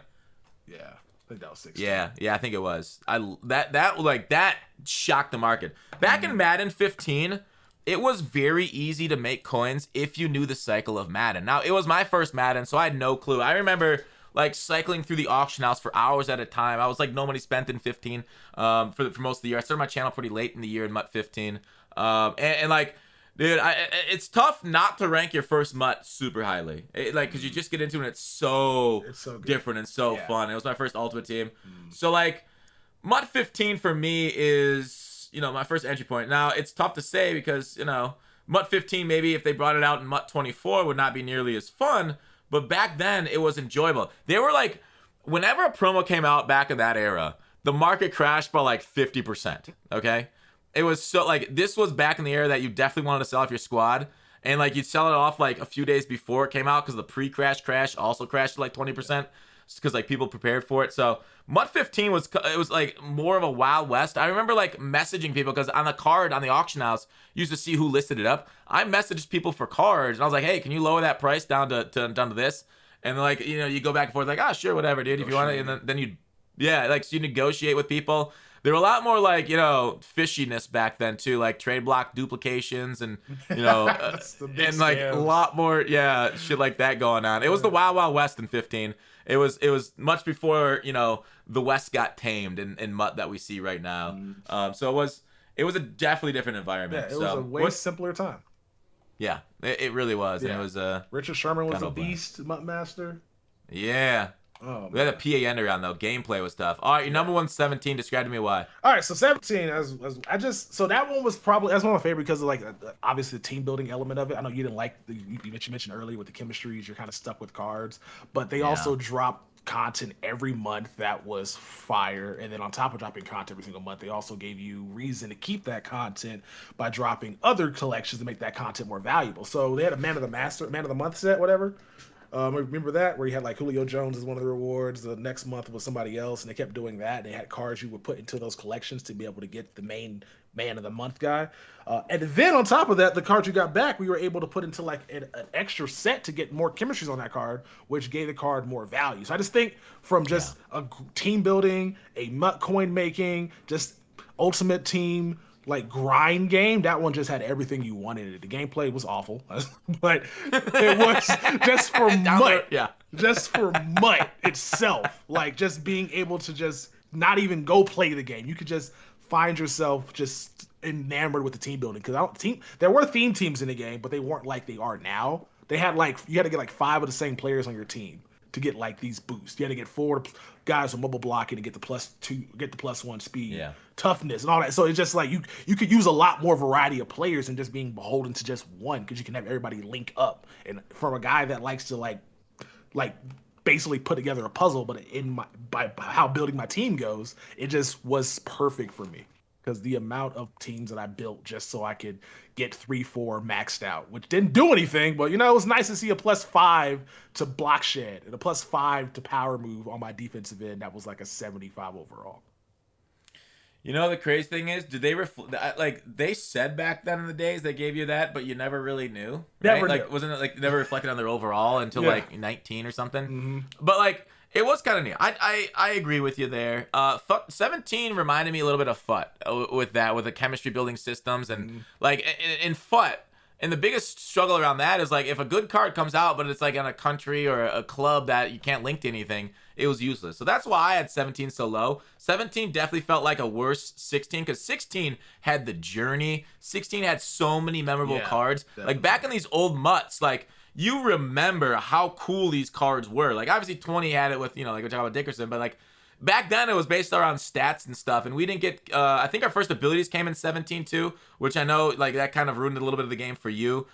Somebody asked about blockbusters. Blockbusters started in 16. I think we got them in 17, but then I think they went away either in 18 or 19. 16 core elites were going. Yeah, like 16 had so many cool cards come out. The first year you said of morphing too was 16. Is that correct? Or was it 15? I think one of those two. I think it might have been 16. Okay, 16 was the morph around Halloween, which was new and different. Like 16 felt like a year that they were kind of like blowing it out. It's before like the comp scene took over. They had one tournament at the very end of the year, and then 17 went significantly more competitive, quote unquote. And I felt like the game's gotten worse ever since that point. Since like we peaked in 16, and it felt like every single promo in 17 was almost a step back. 16 was also the last year we got over 100 stats because Texas Boy said over 100 kick power doesn't do anything. What are you guys doing to us?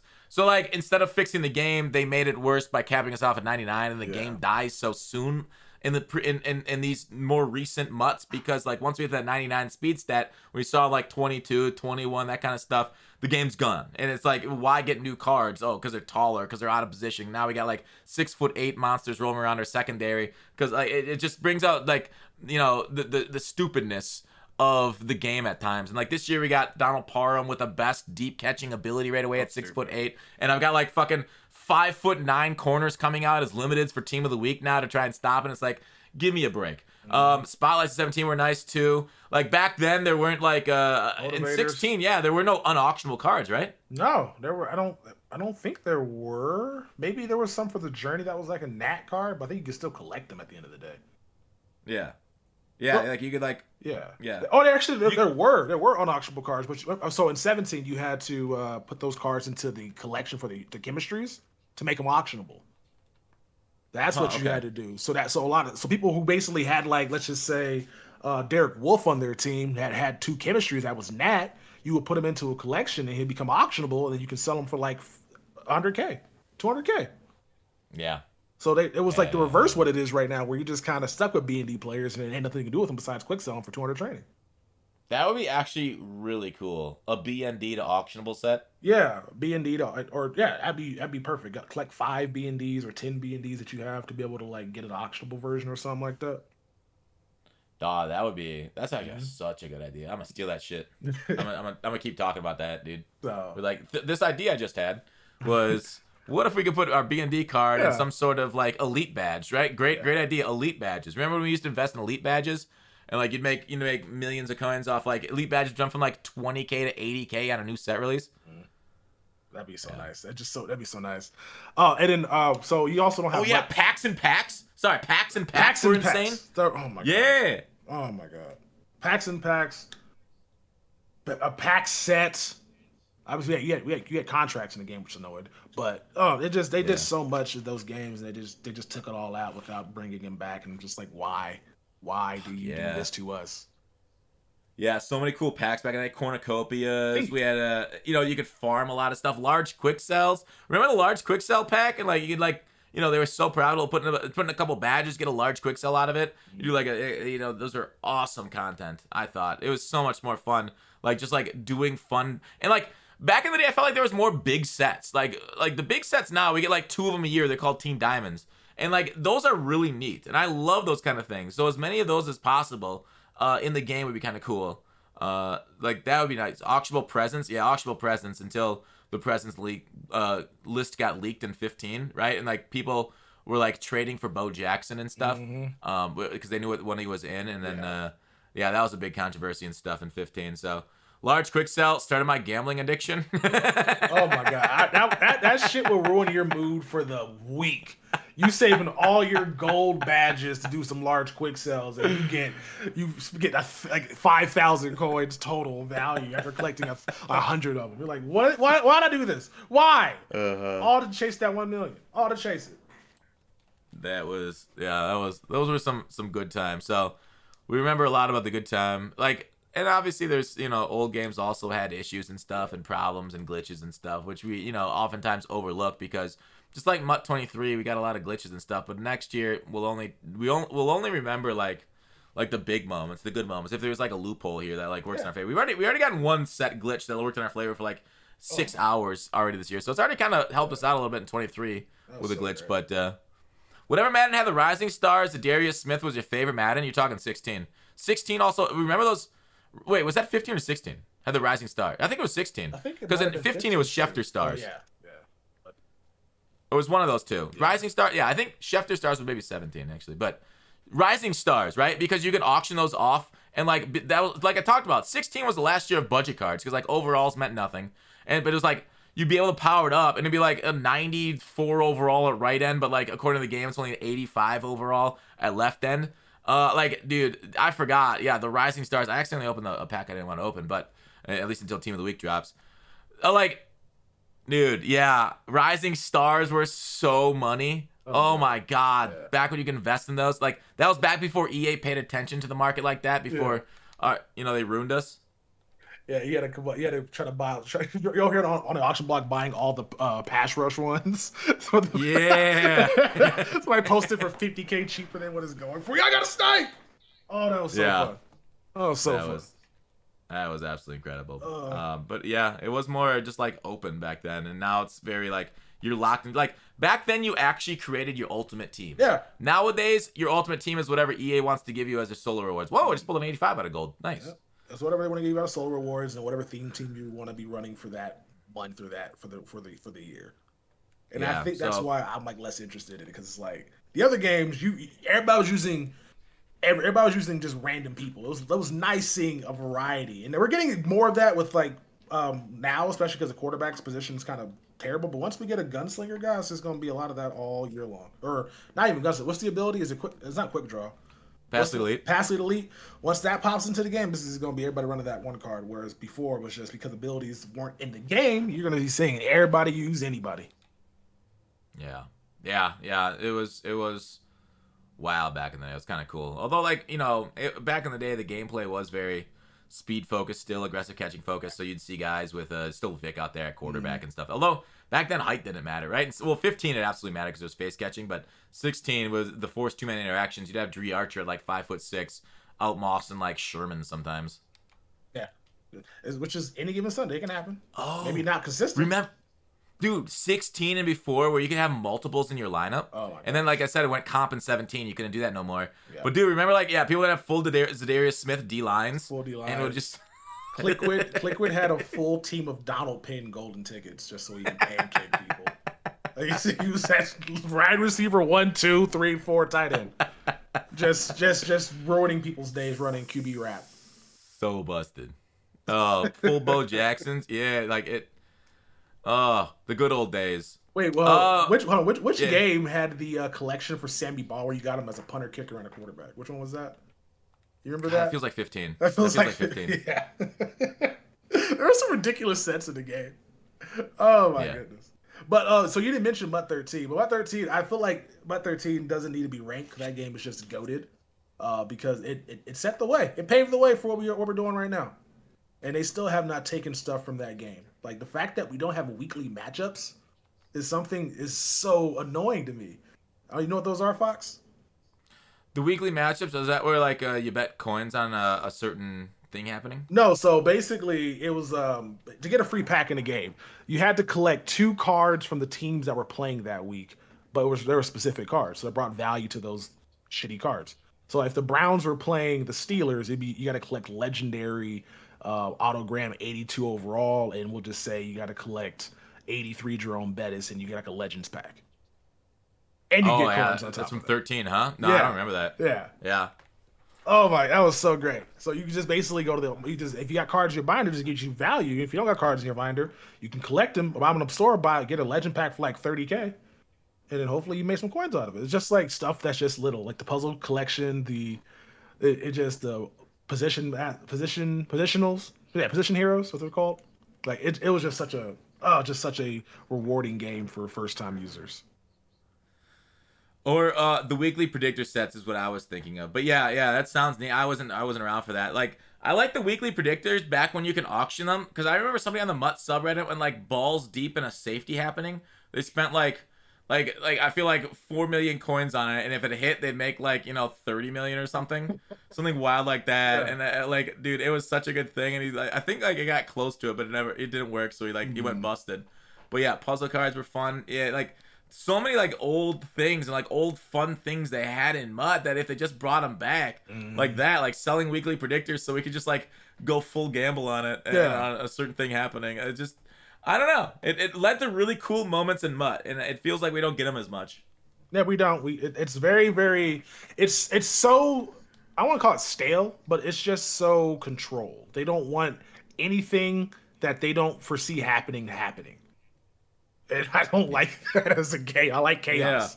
I like when something unpredictable happens and people get to get rewarded. That's why like the loopholes are the best, when you're able to like take advantage of it for a couple hours until they patch it, because it's like, yeah, this is fun. Let's go. Yeah. Yeah, like, what was it? I remember hearing the stories. Was it MUT 13 with the draft, where if you correctly predict the number one overall draft pick, you got like 1 million coins or something psycho like that? Yeah.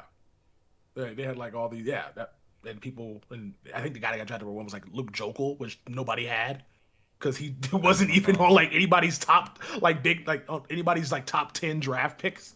Came out of nowhere. It was supposed to be Eric Fisher. That was like the worst draft. overall. It's like the worst draft of all time, if I recall correctly. Yeah, that's right. Oh my god, that was so bad. MUT is a controlled environment now. Yeah, it's very like ever since they hired the economist to make sure everything's balanced. Pack odds got to be balanced. The casino needs to win every single set, every single re-roll, which obviously, or else they get loopholes, and then EA doesn't make as much, and we can go crazy with it and stuff. But it is very, very controlled. They don't like the fact that they haven't brought back cornucopia packs after years of us asking for it, like a psycho set. They're like, that's too much value you get out of a set. But like, so what, right? Like, it's not like the MUT economy is some fragile little like China set right there where like if you touch it, it's gonna collapse. Dog, I remember in 18 when they released that Randy Moss thing, and people were getting unlimited Randy Mosses over and over every like 10 seconds for like quite some time. Randy Moss went down in price like terribly, but guess what happened? As soon as they patched that, its price went right back up to almost where exactly it was. So it's not like it like unbalanced the economy and like it crashed the whole thing, even though this is a major glitch. Like last year, there was a literal duplication glitch that people knew about. You get unlimited funds that dozens of people knew about for the whole year. And did that change the economy on PlayStation? No. Like, so it frustrates me that like they can't see how many cool things they can do because they're cowards and they won't do it. Like, cornucopia pack would be so fun. Oh my god. To like put in 1 million coins of some value, right? And your cornucopia pack will either have like a, back in then it was like a 98 Barry or Deion Sanders, which obviously the overall would be different now, but or like a 95 like Troy Aikman or a 96 Amon Green, I think it was. And like, yeah, if you get one of the top cards and then like it had like one card from every single promo before that in the cornucopia, you're dancing and celebrating, and it's like a big fucking W. If you get screwed, you're fucking devastated. Yeah. I think that's the highest level. You have to have that as much. You can't just have everybody just feeling like your game needs to be polarizing. It just can't be one way or the other. And right now, it just kind of, it's just like, this game's just whatever. But like, it was nice to have that awful feeling in your stomach at times, because you knew it might be followed up with a great feeling later on. Yeah, I agree. It's that the chase and the gamble of the big reward for putting in so much time and effort. Like FIFA does it with SBCs, and it makes no sense why EA can't do it too with our shit. So, well, I mean, it is EA. Why doesn't Tiburon do that with MUT? So, yeah, so many freaking things. I gotta take a piss. You wanna carry the chat for a little bit? We're just waiting for Team of the Week. I got you. I can go. I'll be right back. You go bathroom. I'll go ahead and talk to the chat a little bit. All right. So we were talking about the ranking of the MUTs. I don't know if you guys in the chat let us know what your favorite MUT was, but what did y'all think was the best MUT that y'all have played? Because I'm partial 17, but that's just because I'm an old person, But what do y'all think was the best MUT? let me know. But yeah, EA, somebody mentioned down in the chat too, EA was buying Randy Mosses back in Madden 18. They actually were. They were out here buying all those Randy Mosses that were flooding the market, which was insane that they had to go ahead and do that. I think that's probably why they don't want any of that to happen anymore, is because they don't want to have to do that. They don't want to work that hard. They just want to put stuff out, go home, and then just chill, which everybody wants to do in the first place. Okay, so we got, I'm seeing a lot of, 17, 18, we got 13. Man, you old too, Cash. Let's go. 19, 15 or 16. MUT 17, whatever choice to MUT with Tebow to complete touchdowns. Okay. Whichever one. Andrew Luck. Okay. Got it.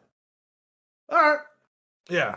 I'm just glad that we're all able to like bond over Madden Ultimate Team. It's kind of crazy to think that this game went from being something that was an add-on to something that is one of the biggest sports Ultimate Team games. Probably, actually, it's the best Ultimate Team game in all the Ultimate Team games.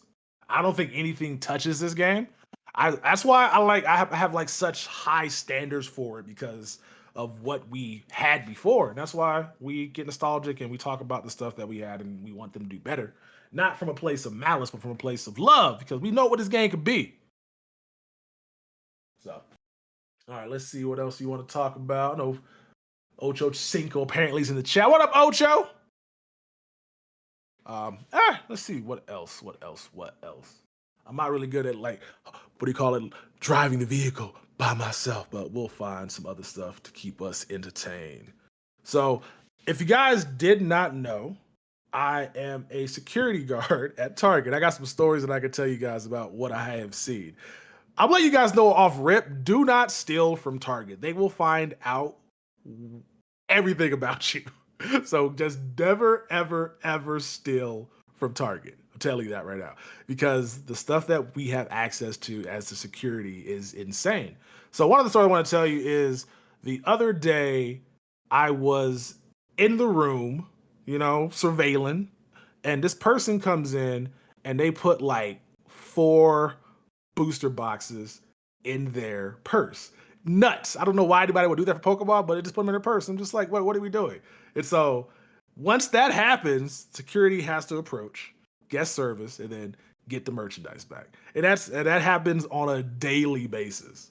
So I'm telling you right now, Target is not the place that you guys want to take from. You can be successful. Just let you know, you're gonna get caught. You're gonna get caught more often than not. So that's all I'm gonna say. I got other stories that I want to be able to tell, but I can't tell them at this moment. But hopefully, I'll be able to provide some context and details here soon.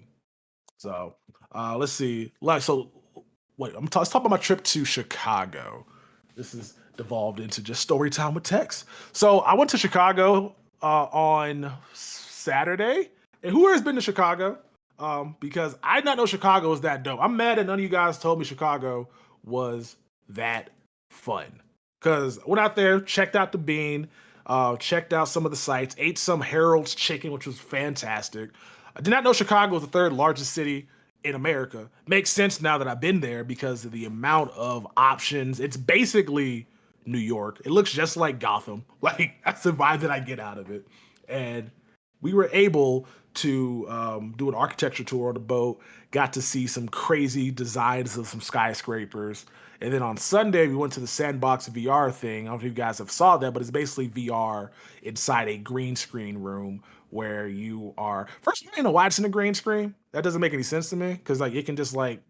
Yeah, it doesn't... Anyway, you're playing VR inside a big-ass room, and you're shooting like zombies. It was super dope. Super dope. So if you guys are in any area that has Sandbox VR, need to check it out. It's worth the money, and it's a nice thing for a date or for a group of guys or friends to go on and check out.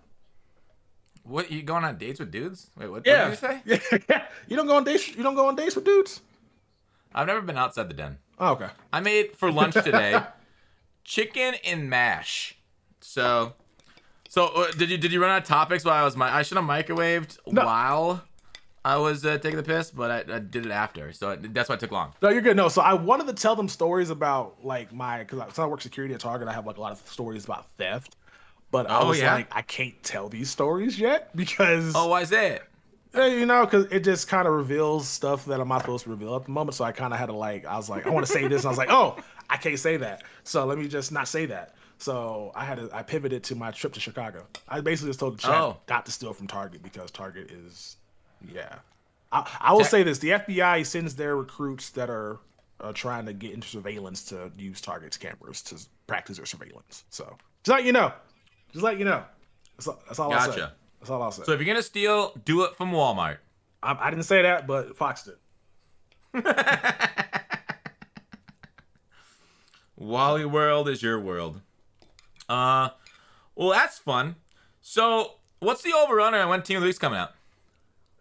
That's a good question. Probably it's 3:00 right now. Shouldn't it already be out? Should have been out an hour ago. Yeah. Okay.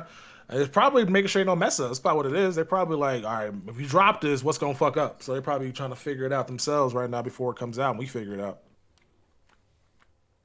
Because this would be the. I do like when they're redlining, right? Like last promo was it Campus Heroes came out. I think like a couple minutes late, right? And like they messed up so many sets, it was hilarious. Remember a few years ago when Jake Stein was on the podcast? We've had a lot of EA people on podcasts. Surprisingly, they stopped coming on our podcast, so that's why I took a coin sponsor. Yeah, people don't know. I took a coin sponsor because EA stopped coming on the podcast. Yeah, so I took another one this year. I bought them coins. Let's go. Go to Gutfox for 10% off. Use it. My best friend paid $500 for a box of condoms at Walmart. Wait, what? Did he also pay for the sex to go along with it? $500 for a box of condoms. What? Oh, because he tried to steal them and then got fined. I get it. Yeah. The markup's crazy on stuff that people steal. That makes sense. I mean, right? The fine will be $500. So, what was I gonna say? I was gonna say something else. God dang, I forgot about. Stein on the podcast. Stein podcast. Stein was on the podcast. The hell was I gonna talk about? Talked about what was I talking about? Redlining. Oh yeah. About how they didn't want to redline anymore. Like that was their big goal, and that was a lie. They're redlining everything. Every day. Everything's up to last minute. Everything's hair on fire. Mm-hmm. Now, I wonder if they're redlining because of how small their staff is, because their staff got cut in half to work on NCAA, correct? So they don't really have the best people, or I guess they're full people on board right now. So is that why they're redlining, or they're redlining because they just are? I guess the only reason that makes sense. I can't think of another reason why they'd be redlining, because they're not putting out like that much content. They don't have the staff. That's the issue. Okay. It's like, dude, I don't want to go on another rant about EA misusing their funds, but I was actually reading an article this morning. I've been fascinated by this Bed Bath & Beyond stuff. Okay. How it went up and then it crashed, and the CFO, the chief financial officer, just jumped out of a building and committed suicide. But like, it's tragic. It sucks for him and his family. I feel bad, but like talking about the Bed Bath & Beyond, like they talked the article this morning was talking about how the stock buybacks for Bed Bath & Beyond were such a dumb move over the last, I don't know, couple decades, however they've been doing it since 2006. And like they've lost so much money doing it just to reduce the amount of stock out there, where they could have used that to like help fortify themselves against Amazon. They could have done like so many different things. And I look at that, I'm like, okay, EA, through one of the biggest bull markets in stock history, right? Over the like 2010s. Their stock basically didn't improve from like 2014 till now. It's literally been like stagnant almost. And it's just embarrassing because they've been buying back all these stock, right? From us, like they're reducing the amount of stock out there, but it's doing nothing to their stock price. And like $2 billion every 2 years, I think. They do about $1 billion a year, if I recall correctly, of buying back their stock. And it does nothing. And then you look at somebody like Amazon, who has just done nothing but expanded with their billions over the same time period. And I look at Andrew Wilson like, how do you have a job? How are you currently employed in this market with FUT and MUT and your guaranteed basis, and you screwed up the Star Wars license? You built out like nothing of value since. You could have created some sort of Netflix with your EA Play, but instead you let that go to waste, and now you're just tied into Xbox. I'm just like, how are you employed, right? Andrew Wilson is probably like the nicest guy on the surface in the world and great to work with. He probably like fucking sucks the dick of his board members every month or so, like, or maybe once a quarter when they get together. Like, just goes to fucking town, slobber and everything. Because there's no way he should still have a job. There is absolutely no way that guy should still be in charge. They fucked up Battlefield. Battlefield 5 is a fucking disaster. Terrible. It's embarrassing. There isn't a single thing EA's put out that hasn't fucking embarrassed the shit out of the company with errors. Mm-hmm. And so, I see them saying they're the same fucking mistake Bed Bath & Beyond is, but they got like the Ultimate Team game modes, which is basically like, erases, it just yeah, it takes care of all that. Yeah, it what do you call it? Fallen Order was I can't think trash. of the words. Fallen Order was overrated. The reviewers loved Fallen Order, but dog, that was like some of the most boring gameplay I've played in the last decade. Dub Dot, hey, appreciate the sub. Team of the week is dog shit. Do something, Fox. Yeah, preseason team of the week. We talked about it. It is tragic. But sorry to cut you off, Tex. No, you're good. I was gonna say, so like, isn't he only doing this just so he can sell? Like, isn't that the whole point? Wasn't there an article about that? EA just wants to like somebody else to absorb them. Isn't that what EA? Yeah, there are those rumors out there that are looking to sell. Yeah, they've actually looked into it. Yeah, so it's just like they want to keep their price the same in case they do sell and not, like, I guess, take on too much debt. It's like how whenever a new owner comes aboard in the NFL, they try to cut salary. So EA's just like, we want to sell, so let's just go ahead and not take on anything that's going to make us be able to have like debt for the new owner to come in, and we can just kind of be in a position where they can come in and do whatever they want with it. So I think that's the main reason why. It's stupid because it's short-sighted, because they're just trying to they're fucking over the consumer for their own gain at the end. But I think they're just looking to sell. That's probably the main reason why they keep doing this to no avail. Yeah, I think like the whole thing around the sale is also like Andrew Wilson has to stay on as CEO of EA because Andrew Wilson only knows ladder climbing, right? Yeah. He ladder climbed his way to the top of EA because he's good. He's a good people person, right? Yeah. And so they want to get sold like Amazon so that we can climb his way up on that ladder too and even make more money because he's that's good. He's a terrible idea guy, great at ladder climbing. You see those people in corporate America. It's when the businessmen take over the companies, right? From when it started by, was it Trip Hawkins, I think EA got started by. But anyways, yeah, the businessmen take over, and the companies oftentimes turn to shit, which we've seen with EA. Fox played high school with Turpin. Best player I've seen in person. Well, it makes sense since they made the NFL. At Ocho Cinco. At Ocho Cinco. Where's at Ocho Cinco? Is he in here? He was in your chat earlier, apparently. He was in there chilling. Oh, really? He was hanging out. I saw yesterday on Twitter he was calling out Skimbo and Problem. Was that yesterday or a couple days ago? He was gonna whoop the shit out of the comp scene, I heard. I don't see him in chat. Do you see him?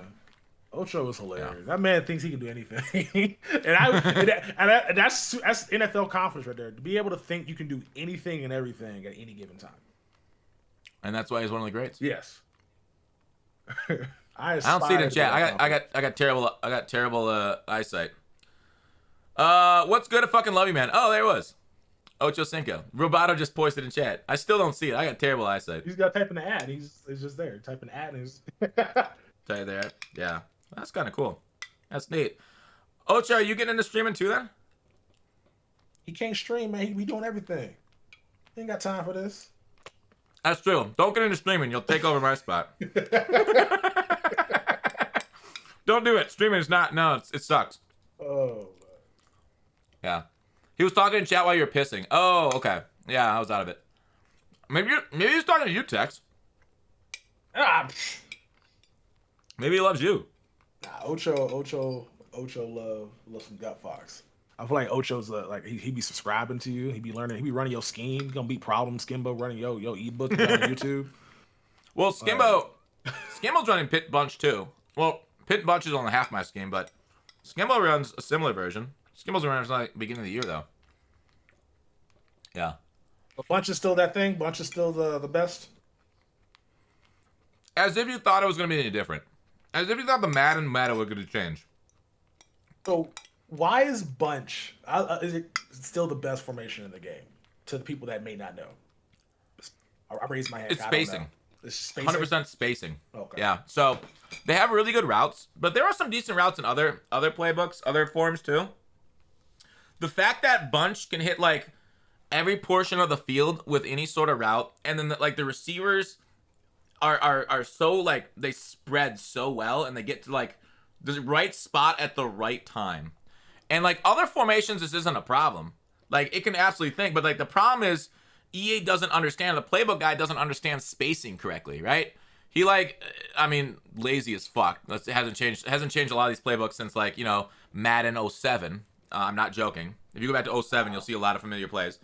But I mean, there's only so many plays you can have. Like 4 verticals, still 4 verticals is gonna be that way every year. But it's the spacing on a bunch, which is so important, right?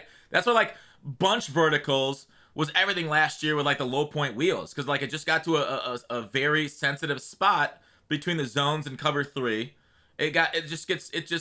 That's literally it, right? It's like it's incredible routes and incredible different spaces. And like I said, like you can run, and EA, if they had any knowledge on this stuff at all, could easily make other playbooks this good. Like I wish they brought back, was that like Madden 02, where you create plays, or like NFL head coach 09 and 08, you could create plays. I hope one day, that's the dream. Maybe that's like Madden 40 for them to have it. And so that's why you're saying like don't patch bunch, just buff the other playbooks, and you want them to like spend the time dedicated to like figure out the spacing in those playbooks and the routes in those playbooks to make those playbooks actually viable to be used. Yes. Used yes. is not a word. Yeah, okay. That's exactly what I want. So was not supposed to be a thing with the live playbooks? They stopped doing that. They just stopped. The guy that does playbook just doesn't do the live playbooks anymore. I don't know what happened. Like we had live playbooks in MUT in like, what was it, 20? They brought it in really late in the year, and then just like forgot it was a thing, and so they haven't brought in live playbooks yet. Okay. Yeah, because so from what I play, I noticed like a lot of these routes, I'm thinking like the play art looks like it runs hella deep, and then it doesn't. I go on the film and the route's like a 7-yard like out route or a 7-yard like corner. I'm like, that's not what I thought I was running to begin with. So I can see why they can go through and fix it. Cause if the route ran to play, I feel like I can beat some of these coverages I'm be going against. Yeah, I agree. Somebody's in chat asking for fantasy advice. I'll tell you, I'm not the greatest one for fantasy advice. I've been in a league for like 15 years, haven't won it once. Okay, I would go to a different streamer, especially probably one that streams in the fantasy, or like I don't know. See if you can make your way into Jimmy Fallon tonight, because I heard Matthew Berry's on. Yeah, I don't know. Like, it feels like such an issue that can be solved instead of putting your focus on nerfing bunch. Because the thing is like, all right, you want to know the nerf to bunch, quote unquote? It was actually a buff. Is why this is. It was actually like you can put like tight end slants, tight end zigs now in bunch, and like, or you just motion somebody and block the tight end anyways.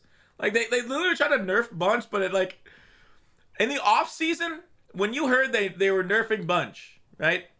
Did you expect it to then become like the best way of moving the ball in Madden 23? Like they're like, oh, we're nerfing bunch, and now it's like the most consistent form. Yeah, usually if somebody says they're fixing something, you just assume that it's not gonna be usable no more, because usually what is it? Not the opposite. Yeah, that's insane. Hilarious. That's insane. Okay. So EA. So you should be chilling in bunch the entire time if you want to move the ball effectively on offense. And on defense, you just kind of just run the 3-3-5. I run nickel normal with edge threats. But like edge threats, you got like I think the cheapest edge threat might be Chase Young. So like you got to have coins like 100. Well, I guess Chase Young could technically be free if you get him from the B&D stuff. Yeah. The unlimited coins from playbooks. I think you're right, Mentality. I remember once training got low enough, playbooks became unlimited coins, and it was awesome. EA so trash. They still have the limited time Campus Heroes bundle available in the store, so they forgot to take down the 24-hour offer. That bundle was actually one of the better bundles this year that I pulled, at least. Nickel norm with edge threat becoming the meta. Every year, dude.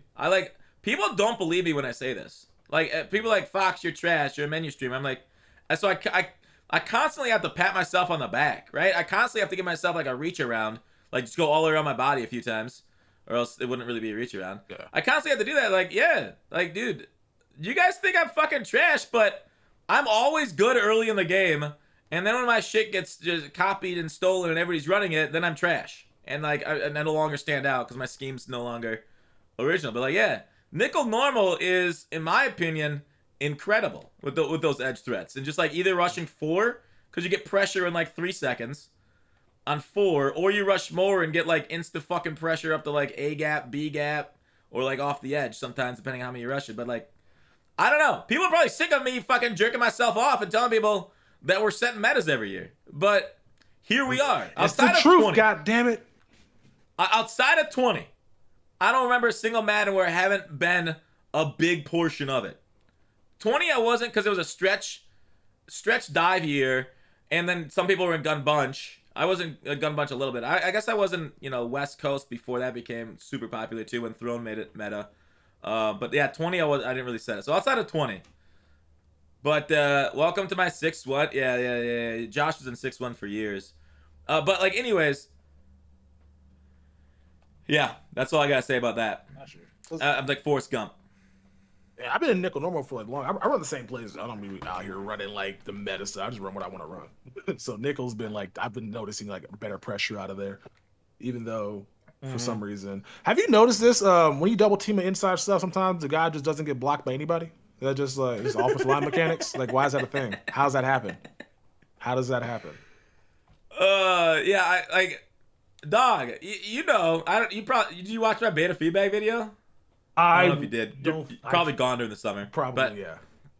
Literally, I almost one of the first things I said. I think if not the first thing I said Madden 23 is gonna suck. Right? Every year I point out like reasons. Like I said, Madden 22 is gonna suck. Mobile quarterbacks are overpowered. That's the reason why. Madden 23, I said Madden 23 is gonna suck because of O-line mechanics. You could see it during the beta.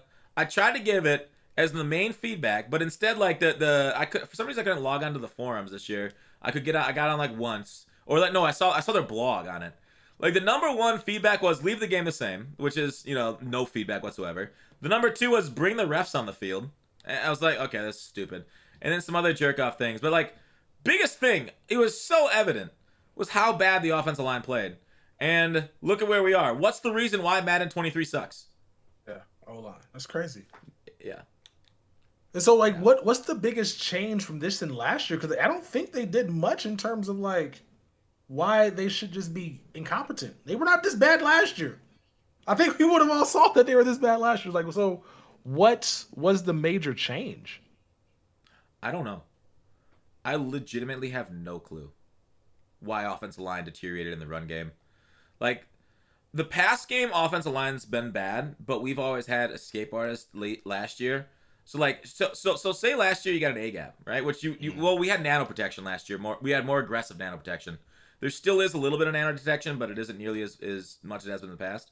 So nano detection stopped a lot of the bullshit because like your guy would just stop and then it just wouldn't work. And last year you just be able to skip in the pocket. Previous years you'd be able to cut the edge and escape. So like we didn't notice the A gaps because those guys were just basically taken out of the play anyways.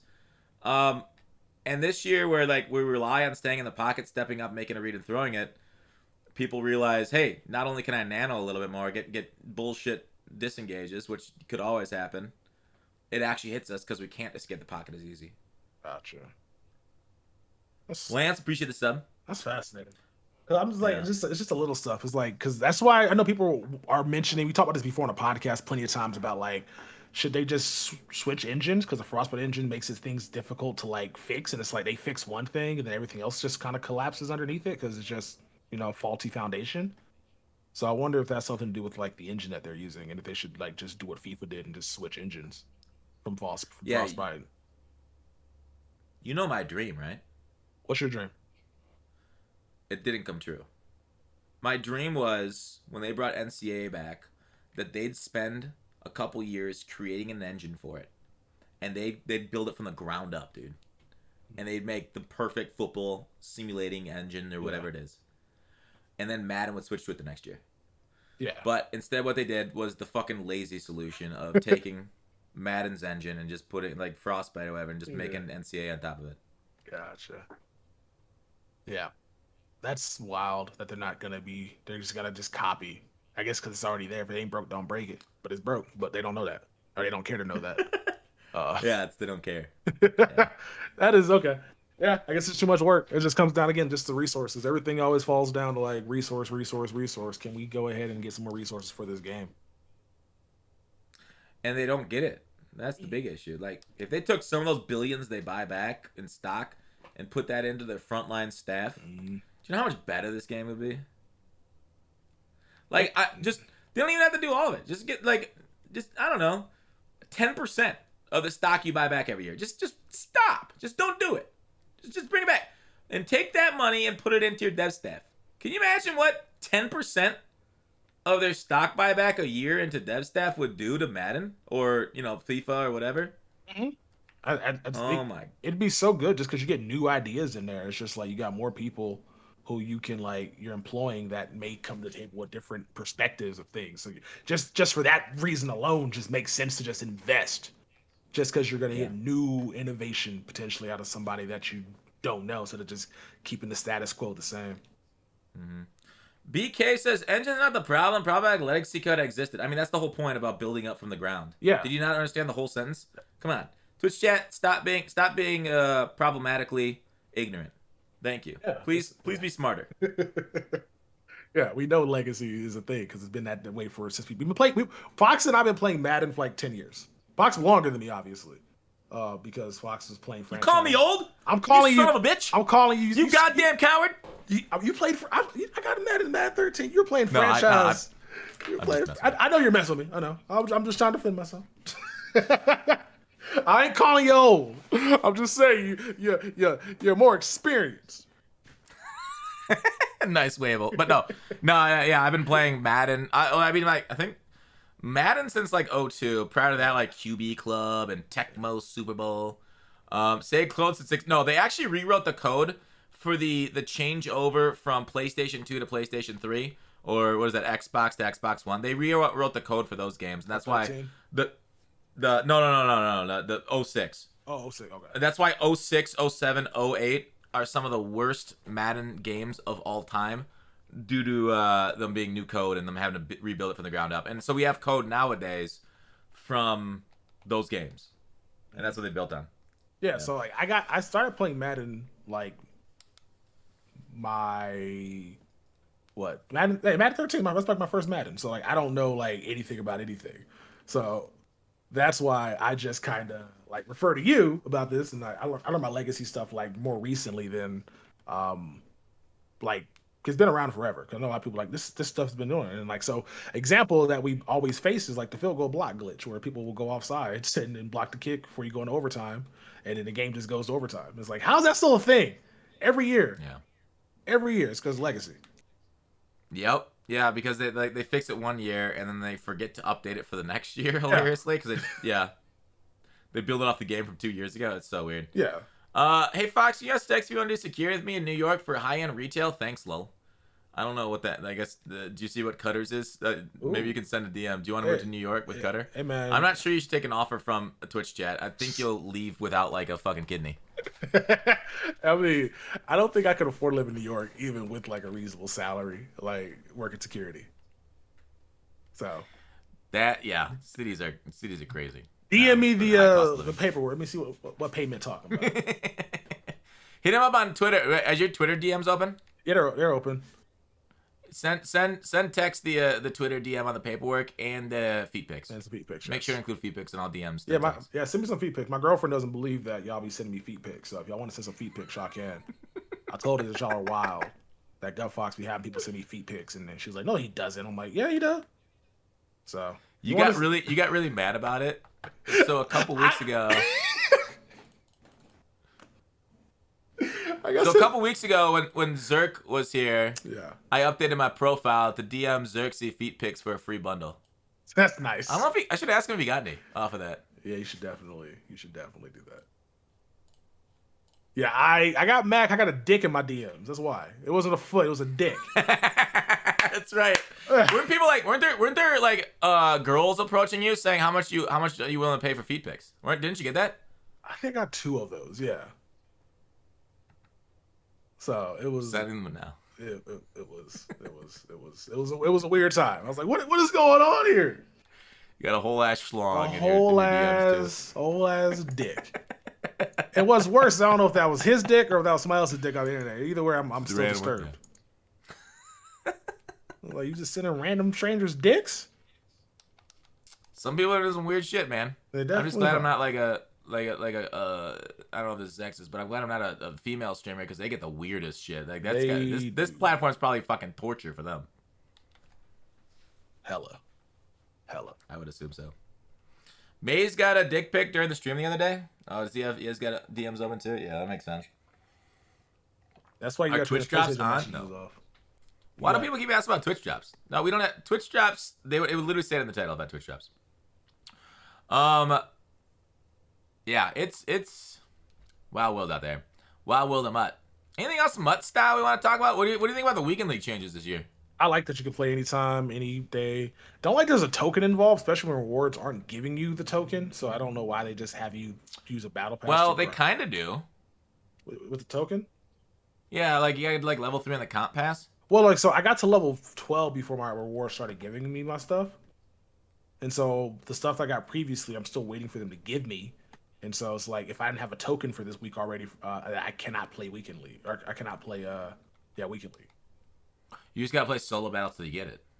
Or head to head. well, because so that's the reward that's paying out, but you're not able to get the other rewards like the coins and the XP. Yeah.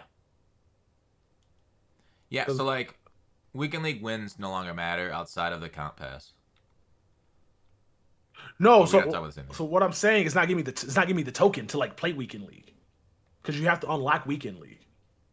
Yeah, but you can get that through 6 competitive points. It automatically unlocks. No, I'm saying so. I get what you're saying. I'm not getting the token to put into the collection to be able to play weekend league.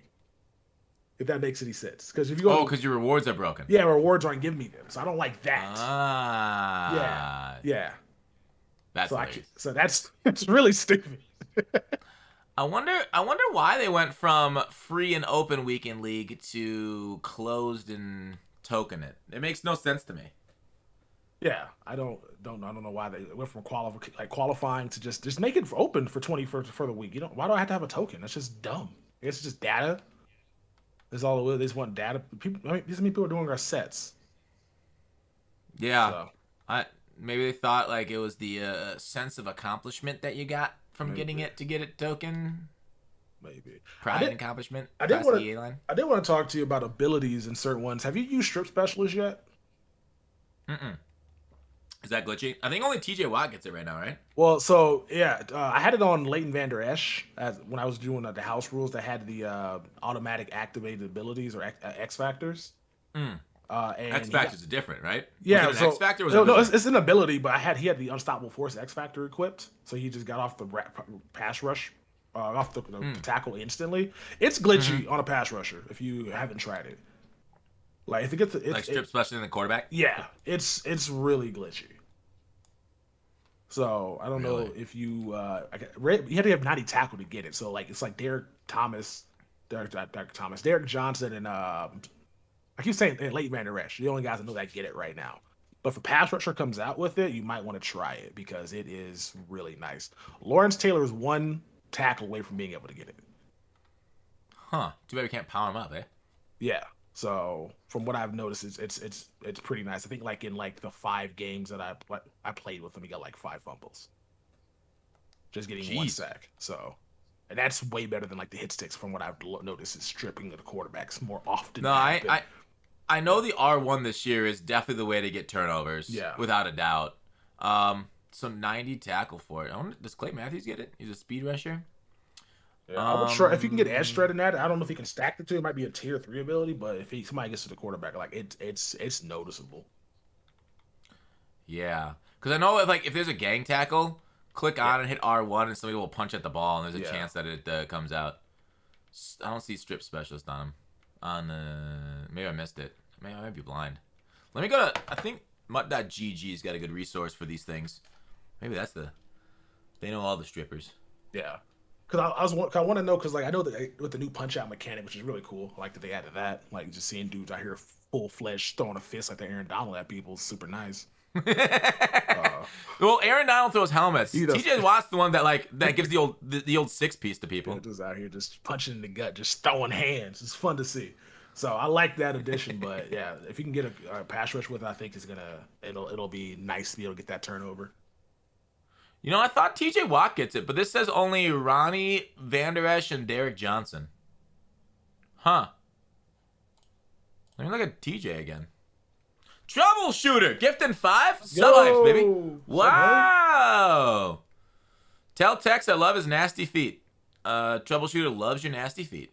We getting them back. We Yeah, getting them fixed, man. We getting them fixed. You know, we going to the beautician. She's out here fixing my pinky toe. Like we're making them pretty soon. But why? They love it. You know, I can't keep cutting through my socks, Fox. Oh no, he doesn't have it. It's only a 90 tackle for TJ. Yeah, that's my bad. Yeah. Next round. So I think Through your socks. Yeah, my toenails be sharp, bro. Like I be worried at times. I feel like if I'm like cuddling with my girl, I'm gonna cut her leg up. She gonna be having to go to the hospital. Damn. So right, yeah, in the future, like keep this in the back of your head. Any deep pass rush with 90 tackle might be kind of fun to check out. Yeah, especially if you can get like on something like Bruce Smith, go edge threat and strip splashes. But strip splashes is I think I saw it at tier 2 today. Was that strip splashes 90 tackle? Yeah, it's tier 2, 1 AP. That's an incredible ability if it's only 1 AP. Yeah. Wow. Yeah. So be on the lookout for that. I'm telling you guys, that's a little text, little secret. It's a little Fox exclusive. There it is. The thing is, like, a lot of people are talking about they're seeing a lot more D-line users now. I actually added identifier to my offense because I'm actually getting, like, you know, if people just, like, randomly go on the D-line, because you can get, like, insta-sheds there easy and get a sack within, like, a second or two. So I actually had an identifier onto, what is it, Biadez? How do you say that, Cowboys? I don't know if you know, but I don't know, something. But so that way I can see if they're going to, like, especially in man coverage, because guys will just, like, randomly user different guys in man coverage, and then I'll attack different parts of the field, and it's a great way of disguising it. So I had an identifier on now, because people are moving their user all over the place. It's not just, like, you know, previous years where people are sticking on the middle linebacker and just, like, you know, adjusting the defense from there. They're, like, manning up everybody, then, like, using a safety on the left side, or manning everybody, but, like, using a random guy on the right side. Or, like, now, if they just randomly switch onto a D lineman, I could just double team them, and then boom, they're not getting through so easy. Yeah. Be a dish. Be a dish. Be a dish. D-line users just like in the what's that one, Beauty and the Beast, where those one peoples are being a dish. You know, like the silverware that talks and like the plates. I shouldn't have laughed at that. I should have gave it the silence it deserved.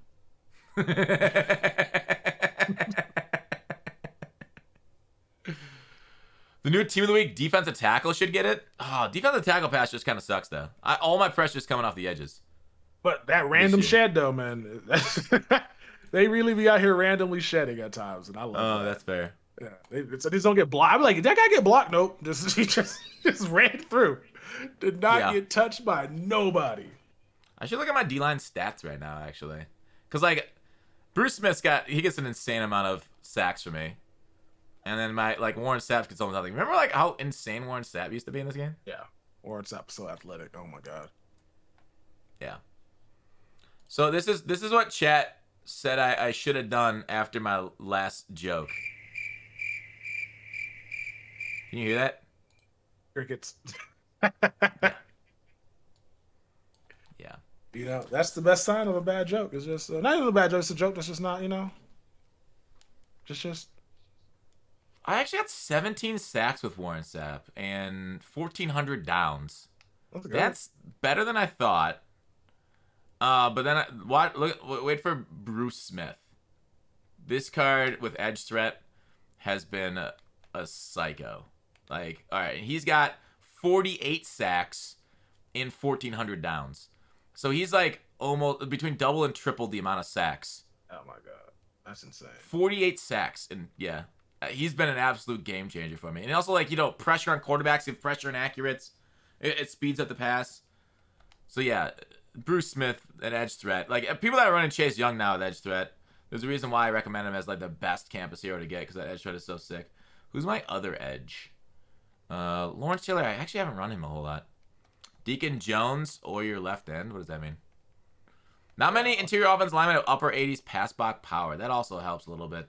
16 sacks for Lawrence Taylor in 970 downs. So, yeah, way less productive. Does he get edge threat, though? Or you just don't have it on him? Lawrence Taylor does. I just was never able to afford it. The problem is Lawrence Taylor's edge threat's 4 AP, and on Bruce Smith, it's 3.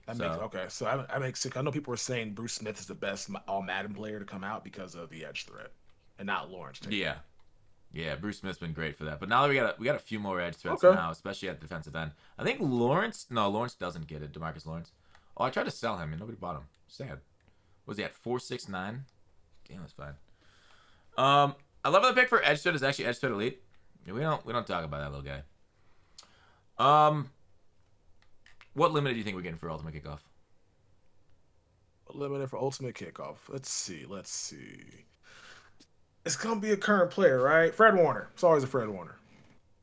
God, that would be terrible. We just got I know we just got the Derek linebacker. Johnson. Yeah. I don't really know, right? Because like it can't be a safety.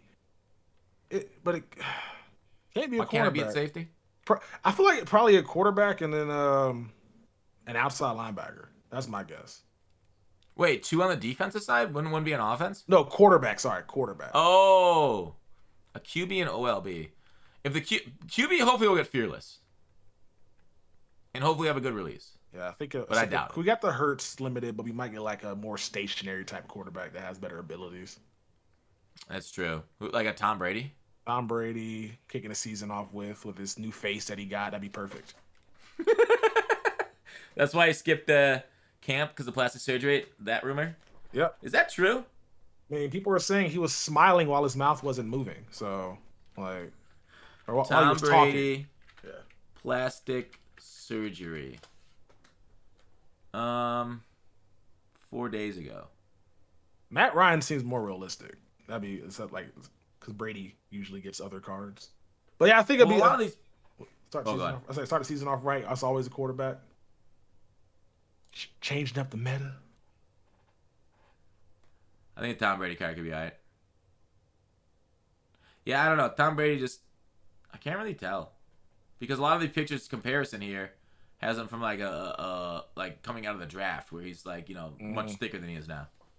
Well, Tom I'm Brady's 40, I've got definitely. We know he has he's dyeing the hair. We know his hair is not that color. Yeah. Yeah, I'm confident that he's a 45-year-old man and he's not have that type of hair color. Like that is dyed.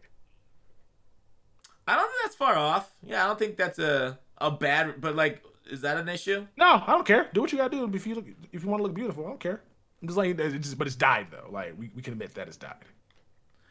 Like, do you hold that against people? What about like hair plugs? Like No, LeBron James. I don't hold anything against anybody that they want to do to make themselves feel better. If they got the money and the resources to do it, then just do it. Gotcha. What I do hold is when people don't want to be honest about it. Like when Deion Sanders got his hair done, and he was like, "I got my hair done. I'm back, baby. Be honest." That's all I ask. It's like the whole Kardashian thing. You can go to the gym and get this body. No, the fuck you can't. That is a BBL, and you know it. Is that because that's not something you can say on Twitch? BBL. What does that stand for? The Brazilian butt lift. Oh. Yeah, you can say it's what it's called. It's abbreviated to a BBL. So I just being honest about it, I think will do a lot more good than harm. Because Jay Jettis holds it against Jimmy Butler. Wait, what did Jimmy Butler do? Jimmy Butler got fake hair. He went from having like just random short hair, like long enough hair, but not too long, to having like dreadlocks down to his back. Gotcha. It's hilarious. Oh my god. The lady that installed his hair was getting roasted so hard on her Instagram that she got she removed the video. Like it was so bad. But do what you gotta do though. At least we know it's fake though. We got the video evidence of it. He didn't come out here trying to trick us. I just don't want to be tricked. Don't be out here tricking us. Don't be pulling no Aaron Rodgers stuff on us. Just tell us the truth. That he got the whole. Wait, we don't want to get into that. Yeah, we don't. That he got immunized or something. Immunized, yeah.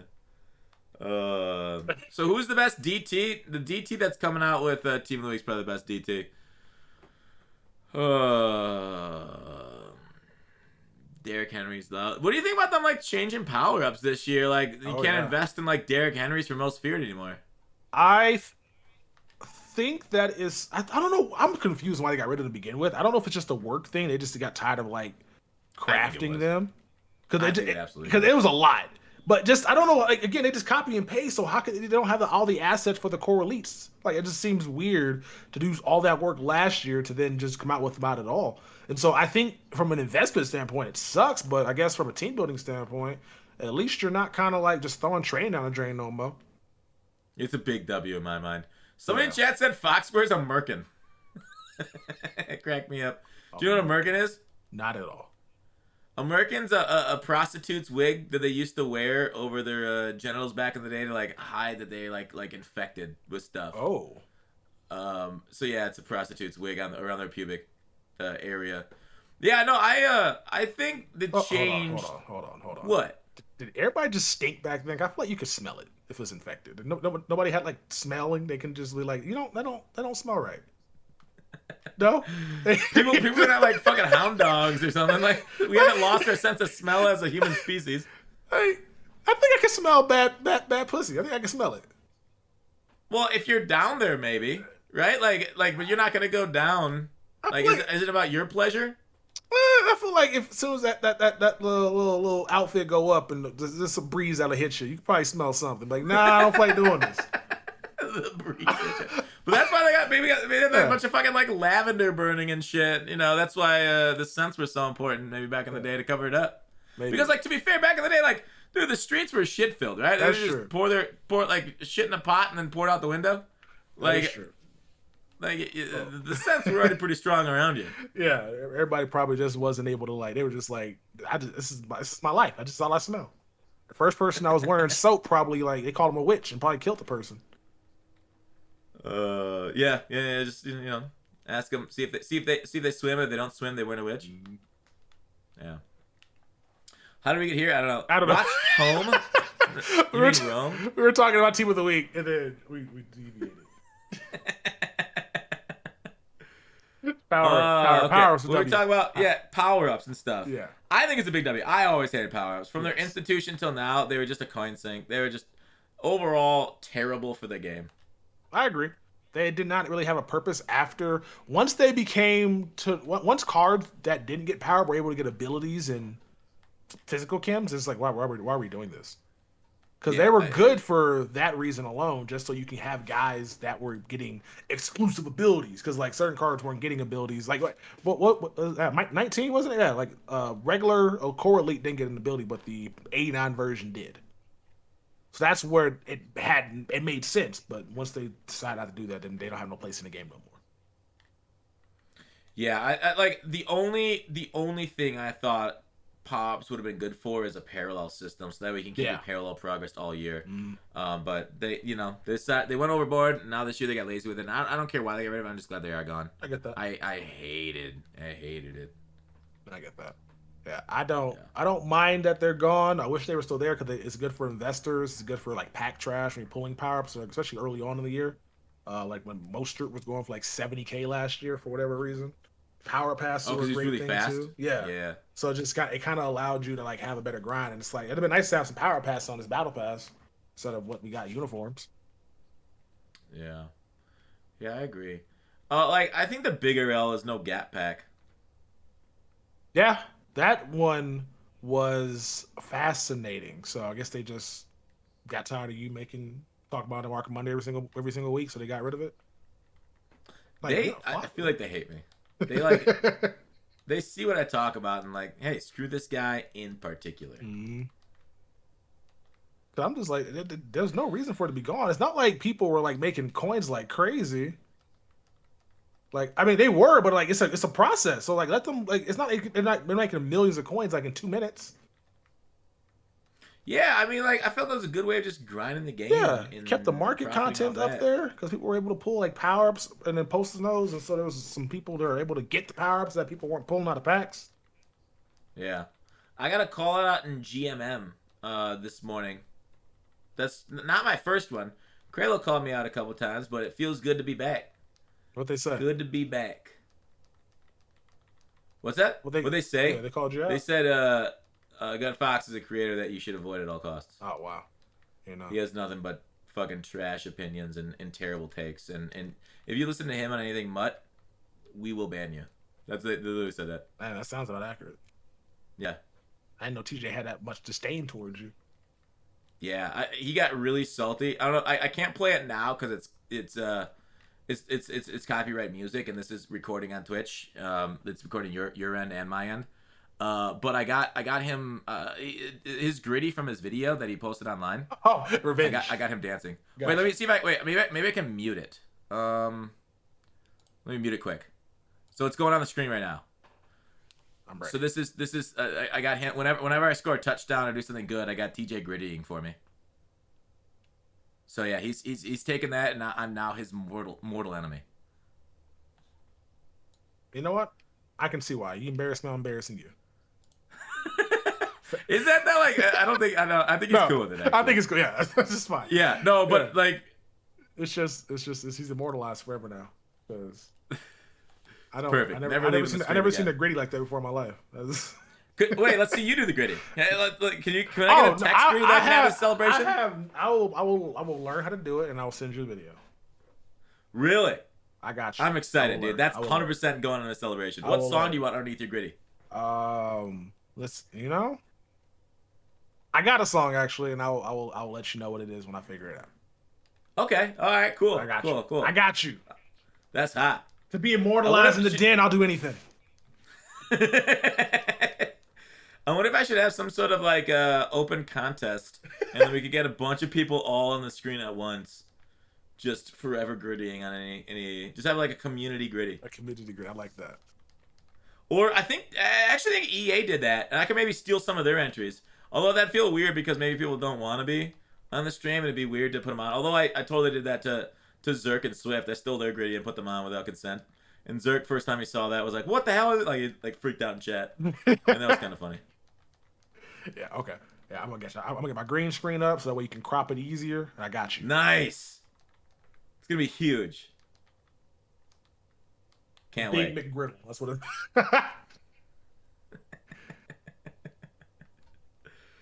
So what? Wait, what was our over/under for Team of the Week launch time? Did we say?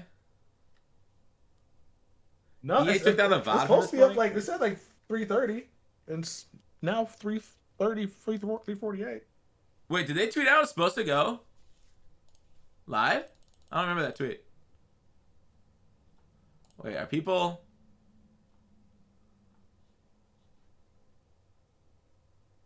They really ain't dropping this content right now. And this is why you don't schedule anything around Madden. You just kind of do your own thing and just come back when it's there. Yeah. You know, I didn't see anything tweet anything.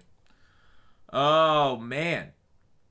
And again, we want just communication, man. They're just not transparent about anything. They just kind of like they got you out here waiting and just like let me know if it's coming out like now or 5 hours from now so I can go do something. That's true. Yeah, we're just kind of like this is just playing the waiting game here for it. But it's kind of cool. We got the podcast going though. So yeah, like, I don't mind it. If Apple fans are like fucking pumped right now because they're getting extra content. Let's go. Let's talk about if they had a long day at work and they're just kind of currently grinding through it, looking over requisitions and pouring over spreadsheets and deciding what X factors they want to run tonight in their brain. They listen to us kind of just go off.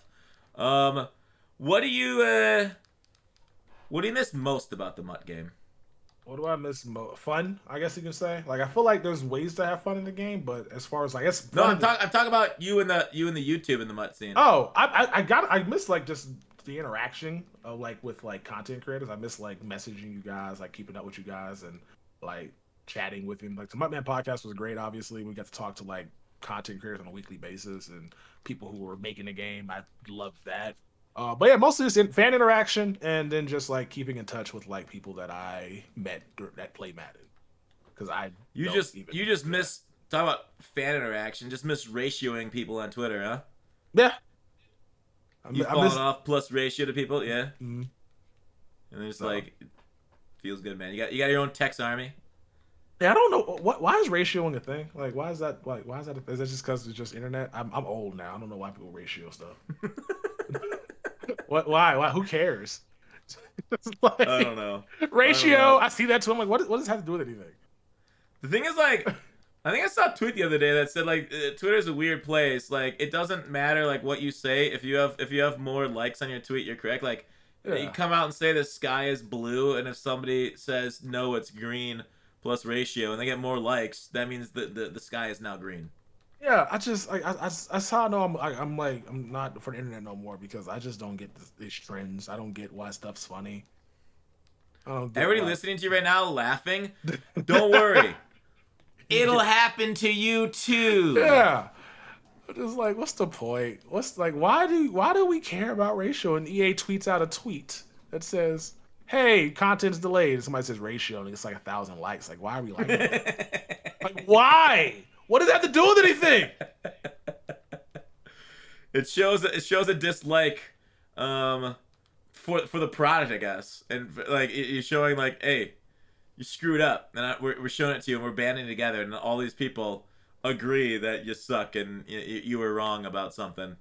Maybe Tex is just angry about ratioing now that you don't got your army behind you no more. Maybe. You put out more videos, then you'll love ratioing people. Maybe I would. I'm about to try to make sure that happens. I think I got ratioed crazy by Throne the other day. I had a grammar wrong, and he's like, "Ha, your grammar's wrong. I've been waiting to do this for 2 years," and like. It got like 1 trillion likes. I'm like, damn it, dude. I fucking feel like less of a human being now. I got fucking ratioed because my grammar was off on a word. And like he won, dude. Like it's you lost the battle. It's like, yeah, I was wrong, but the fact that so many people agreed with him and how wrong I was way worse. Okay, I guess I can see why. Okay, I guess I can see. Okay, so I guess if you're a victim of ratio, then it hurts. It hurts. But if you're just but it sent me into a spiral, Tex. I haven't recovered. Okay, I get it. Oh man. I was gonna ask you though. So the B&Ds that we got in this game. Oh yeah. Why are they not? Like, why do they still think it's okay for us to play 50 games for a B&D player? Like, I don't get why that's a thing, other than them just hating us as that grind. But it would seem very, very, like, logical if somebody's going to play 50 house rules games to give them an auctionable player. Or they're just asking for too much. Again, I don't know. I like it's what I'm talking about. And like the worst is like the B&Ds that are not a choice, right? Like it goes back to the point about no longer being our ultimate team. It's the EA's ultimate team, whatever they decide to give you. And it's like they've been in the game. Go on. No, go ahead. Because they've been in the game for. They've been in the game for years, but they called something different, right? Yeah. B&Ds, they just want to give us less training.